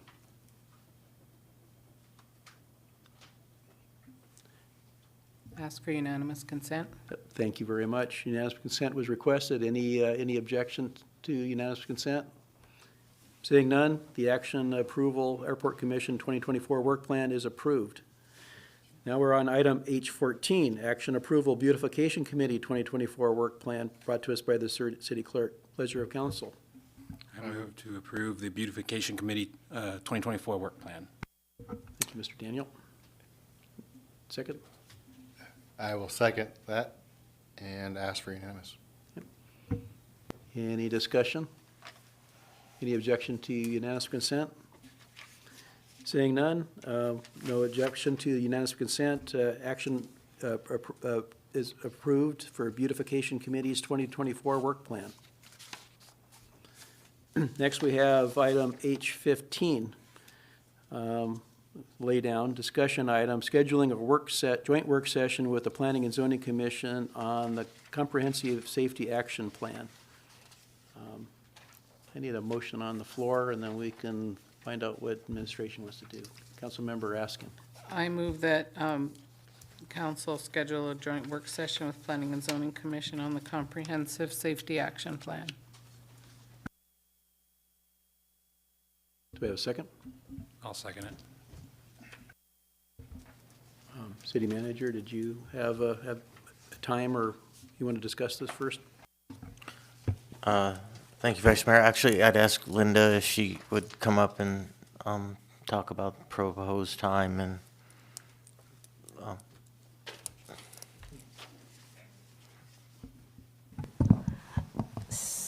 So the proposed time for this joint work session, is that what? The consultant, R&M, is proposing it to be at your June 19th meeting, so which would start at 4:30 PM and end at 5:30. They don't anticipate to take the whole hour, but hopefully give your council enough time to have discussion about what they're doing and their efforts. Could you repeat the time and date again? June 19th at 4:30 until 5:30, so before your regular meeting at 6. Okay. Do we have a nod of heads? Is that's gonna work? I'm gonna be missing that meeting completely. I'll be in Canada, but if everybody else works, Okay. more power to them. All right. So it's agreed, June 19th at 4:30 before our regular council meeting. So that brings us to commission committee reports. Council on Aging, Councilmember Baisden. Thank you, Mr. Vice Mayor. So our next meeting is June 13th at the Senior Center at 3 o'clock. Thank you. No, Airport. hold on. Did I get that right, Kathy? I'm sorry. Councilmember Baisden, it has been postponed till July. Thank you. It's been postponed. Thank you for that correction. Well, we know who to ask the report from now. Thank you. Thank you. Airport Commission is scheduled to meet on the 13th, next Thursday, here at 6 o'clock. As far as I know, that's what they're going to do. So Airport Commission, Councilmember Askin. Harbor Commission, their next meeting, June 10th, has been canceled, and the next meeting after that will be August 12th. Okay, Parks and Recreation, Councilmember Sonart. Parks and Rec, it's meeting tomorrow night, June 6th, at 5:30, and it's going to be their field trip, where they get to go to the different parks to visit and see what improvements are on the plan for this summer. Very good. You do that twice a year, correct, now? I think. Yeah, I think it was just changed. That was part of their work plan. Okay. Beautification Committee, Councilmember Daniel. Let's see here.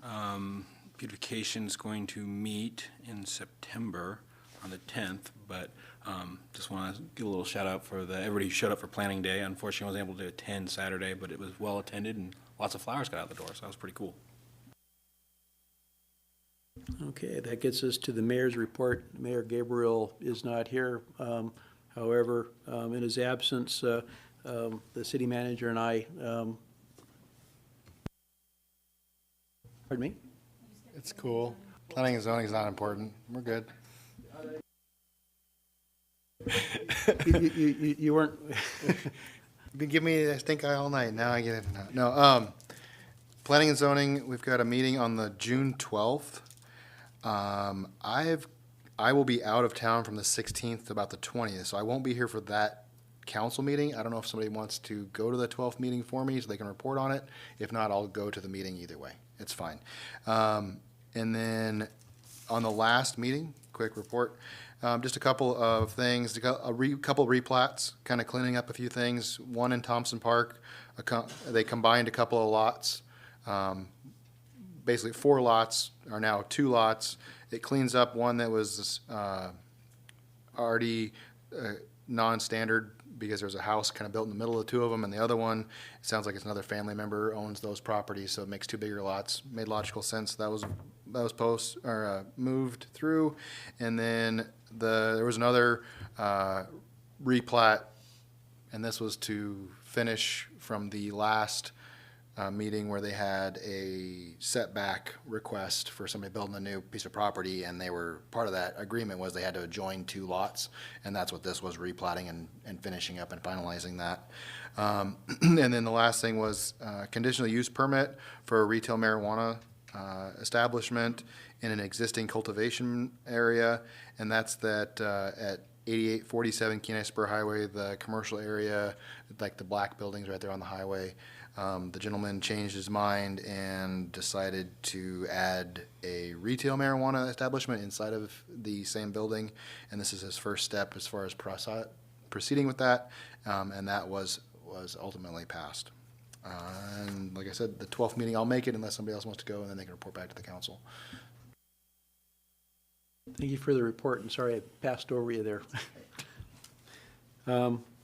The mayor didn't provide me with any report of what he might have been doing. I would like to report that earlier this week, the city manager and I did a ribbon cutting with the chamber at 5150 Audio. It's a new business in the old Kenai Electric building over there, and they don't only do just audio. They do lots of things like with lighting, exterior lighting, and remote starts and anything electronic, I think, in vehicles these days.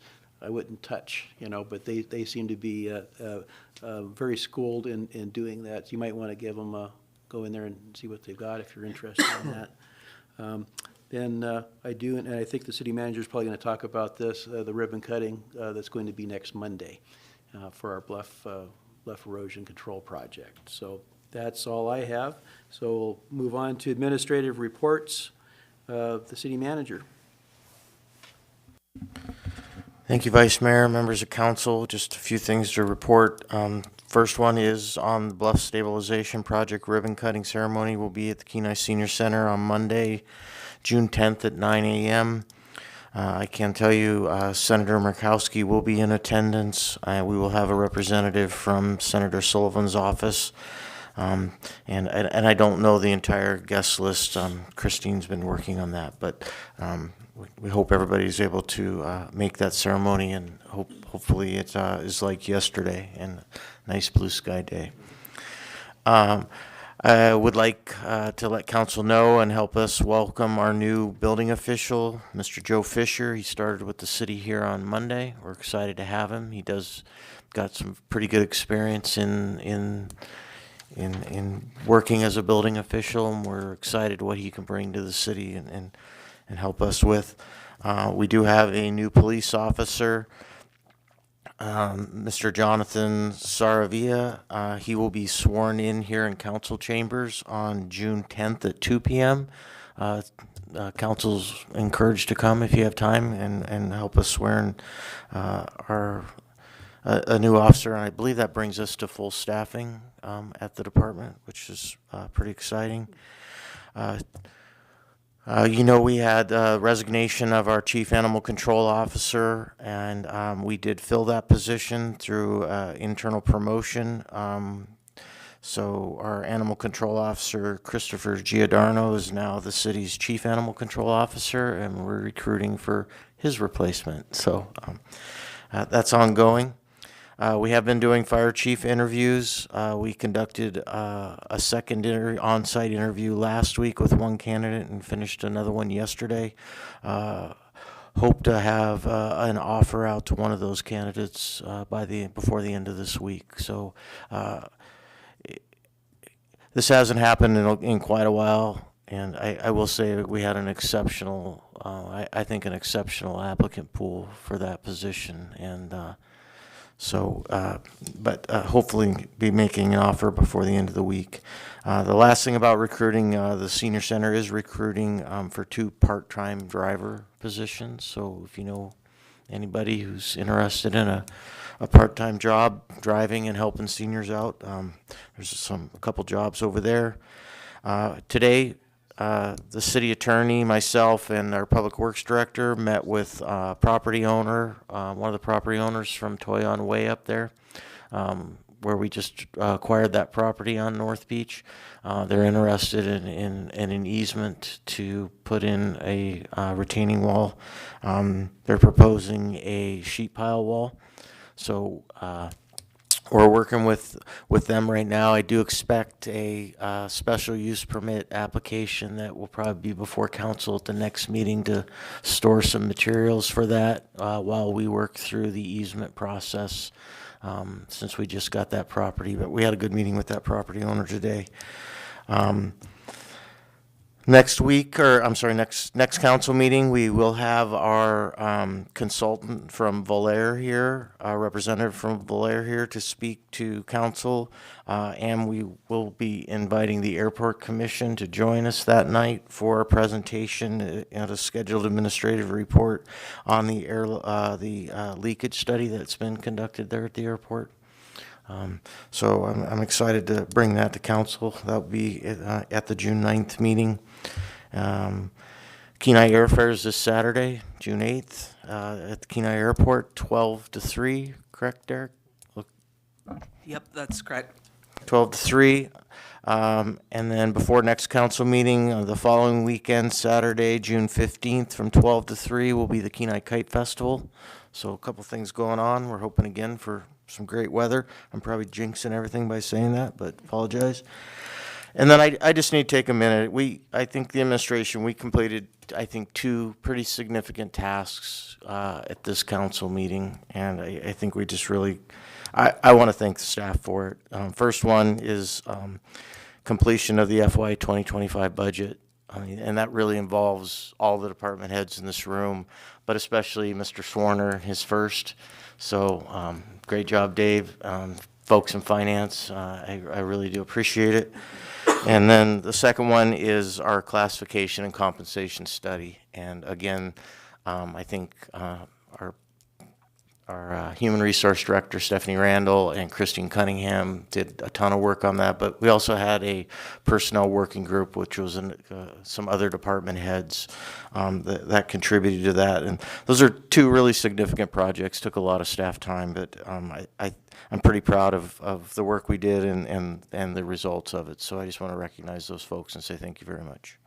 And happy to answer any questions. Any questions for the city manager?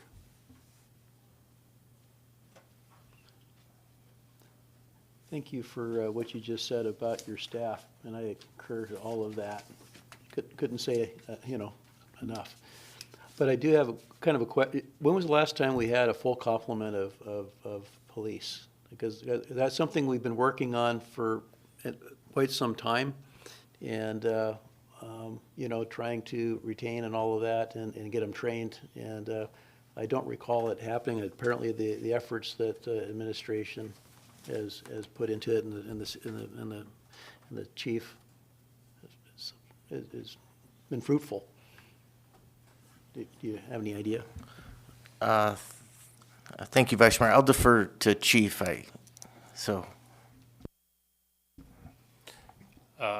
Vice Mayor Nexted, there was a period last year we were full staff, but it definitely is fleeting. To be full staffed and fully trained has been very little in the last many years. So right now, the person we hired is in training for a few months. Hopefully, at the end of that, we'll be full staffed and fully trained for a while. that's usually the narrow scope of time when we have everybody trained and all the people, so looking forward to that. Excellent. So hopefully the next report in a few months will be we have fully staffed and fully trained police. Thank you. Any other questions of the city manager? That brings us down to the city attorney, Mr. Bloom. Thank you, Vice Mayor Naxted and members of council. I do have just a short report that I'd like to provide tonight. So one thing that I don't report on very often, and I have been asked to, is just the minor offense citations that the city attorney's office processes for the police department. And I just wanted to give a kind of brief perspective on that. So in 2021, we processed 882 citations. In 2022, that number went down to 775, and last year it was 625. I would say about a little over half to 3/4 of those citations get paid. Interestingly, it looks like we have a downward trend of issuing fix-it tickets, like a headlight out or something like that. In 2021, we issued 275 of them. In 2022, we issued 175. And in 2023, we only issued 113 of those. Interestingly, though, even though our numbers of citations are going down, our number of contested citations that go to trial have almost doubled. In 2021, we had 31 guilty verdicts. In 2022, number went to 49, and in 2023, it was almost 60. At the same time, we're also processing a lot more defaults for non-payment. In 2021, it was about 100. In 22, it was also about 100. And in 2023, it was almost 200 defaults for non-payment. When people don't pay, we issue them letters, and then ultimately, if they don't pay, we garnish permanent fund dividend checks. That's the only collection effort that we do in my office. So if people aren't getting a dividend and they don't voluntarily pay, we aren't like garnishing people's bank accounts or anything like that. But to give you an idea of what we actually collect, in 2021, 165,000 approximately fine amount was issued. So all the citations for 2021 was about 165,000. About 41,000 of that was paid, and we collected overall a total of 70,000. So that's the 41,000 plus about 35,000 in PFD garnishments. But that debt, the past due balances continue to build because we never get all the money. So for example, in 2021, the legal department, we had an unpaid balance of about 270,000. In 2022, that went up a little bit to 273,000. And as of last year, we have about $315,000 in unpaid debt. Again, if people don't get a PFD, there's nothing we do beyond that. And, that's a discussion we could have at some point if there was a change in direction for my office in that regard. But that's all I had. I just wanted to give you an update on the minor offense citations that we do in my office. And one of the great things, Terry's thanking his employees, I'd like to take the time to recognize Cindy Herr, who's in my office, that does everything except for going to trial. She processes these citations pretty independently, works with evidence custodian at the police department to get all the evidence, prepares that evidence for trial, and takes all the payment and does almost all the garnishments on her own. So I have a very small role in this, and I really appreciate her efforts in that. Any questions of Mr. Bloom? On that Mr. Doffett. unpaid, the 315,000, would that be something we could entertain going out to a third-party collections agency, and then they would take a percentage if they got anything back, kind of thing, or? Yeah, we could. We actually use a third party to do the PFD garnishments to help us sort of get in line ahead of other people, and they do collect a percentage. It's just a matter of how aggressive we want to be as a city in going after those unpaid fine amounts. There are some people that I'm sure, like Dave can attest to, that get ticket after ticket after ticket. They don't get a PFD. They never pay. There's points against their license, but they continually get citations and never pay them. Some municipalities are more aggressive about their enforcement with that. As in, I haven't gotten any direction from the council to be more aggressive at this point. Thank you. Anything else for Mr. Bloom? Okay, that gets us to the city clerk. Sainer. Thank you, Vice Mayor Naxted. So I just want to take this opportunity to thank the council for allowing me to attend the IMC International Institute of Municipal Clerks Conference in Calgary, Canada, where we work on continuing education. And this year, the track I focused on was ethics, leadership planning and strategies, and succession planning. It was a great opportunity. There's a lot of networking and hearing what other people are doing regarding certain subjects like staffing and things like that. So that was a great opportunity. And I also wanted to update you that Deputy Clerk Thibodeau has finished cataloging the reference room materials in the records room and has found some interesting things. Friday we'll be sitting down and determining what department they belong to. Some of it is from the 70s. We have a VHS videotape from the 80s that is something about local. I can't remember exactly, but Ted Danson is the narrator on it. So we're going to see if the library has a player we can watch it on to see what it's on there. But so we will be trying to get those items cleared out and destroyed because they are very obsolete. So, and that's available for questions. Any questions, clerk? Thank you very much for that report. That brings us down to item L, additional public comments. Are there any members from the public who wish to address the council at this time? No, seeing none. That brings us to council comments. We'll start with Councilmember Doffett.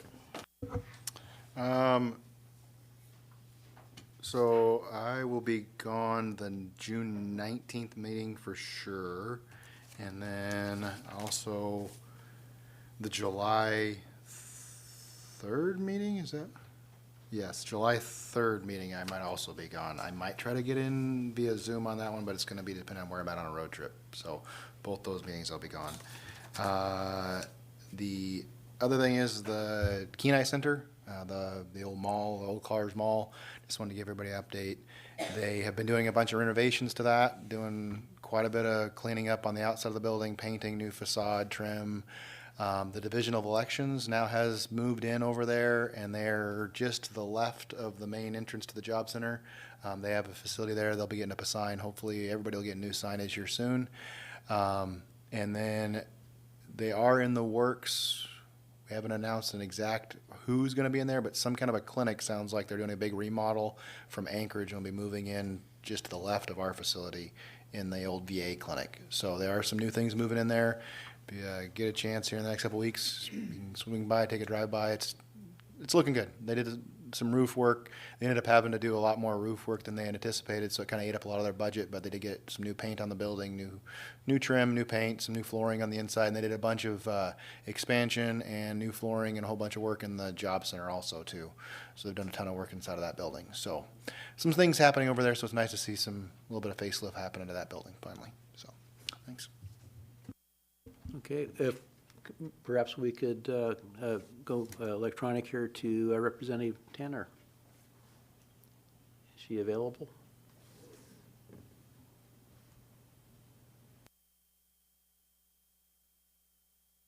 Student Representative Tanner, I see that you've unmuted and it says you're talking, but we can't hear you.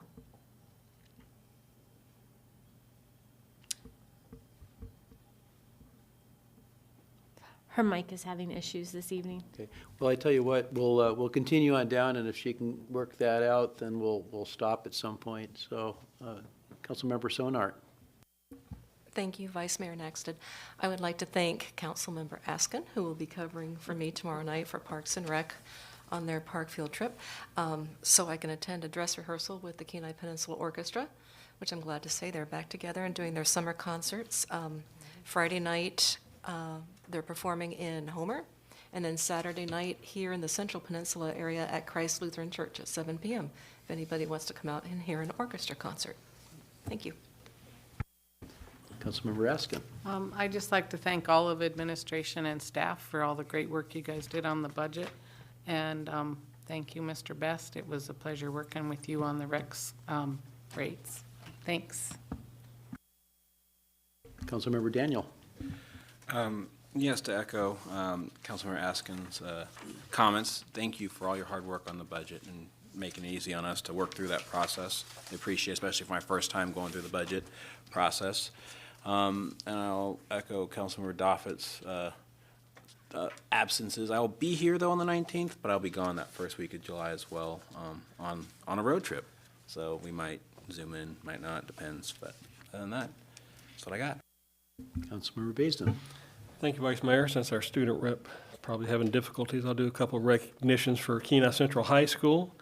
End of year, Kenai Central High won 5 individual titles at the Division II State Invitational Track and Field. Greg Fallon won the 800 meters, Hayden Hughes won the high jump, James Wright won the shot put, William Roberts won the discus, and Emma Beck also won the discus.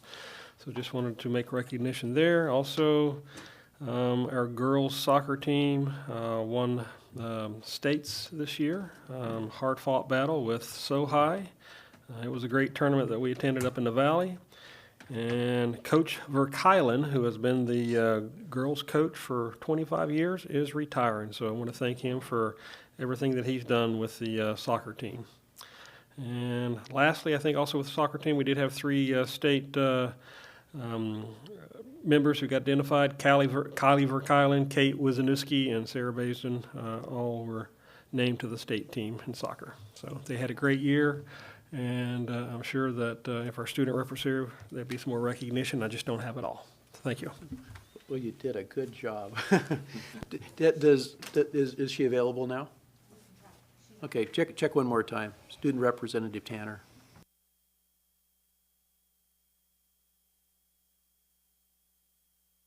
Sorry, no audio is coming through still.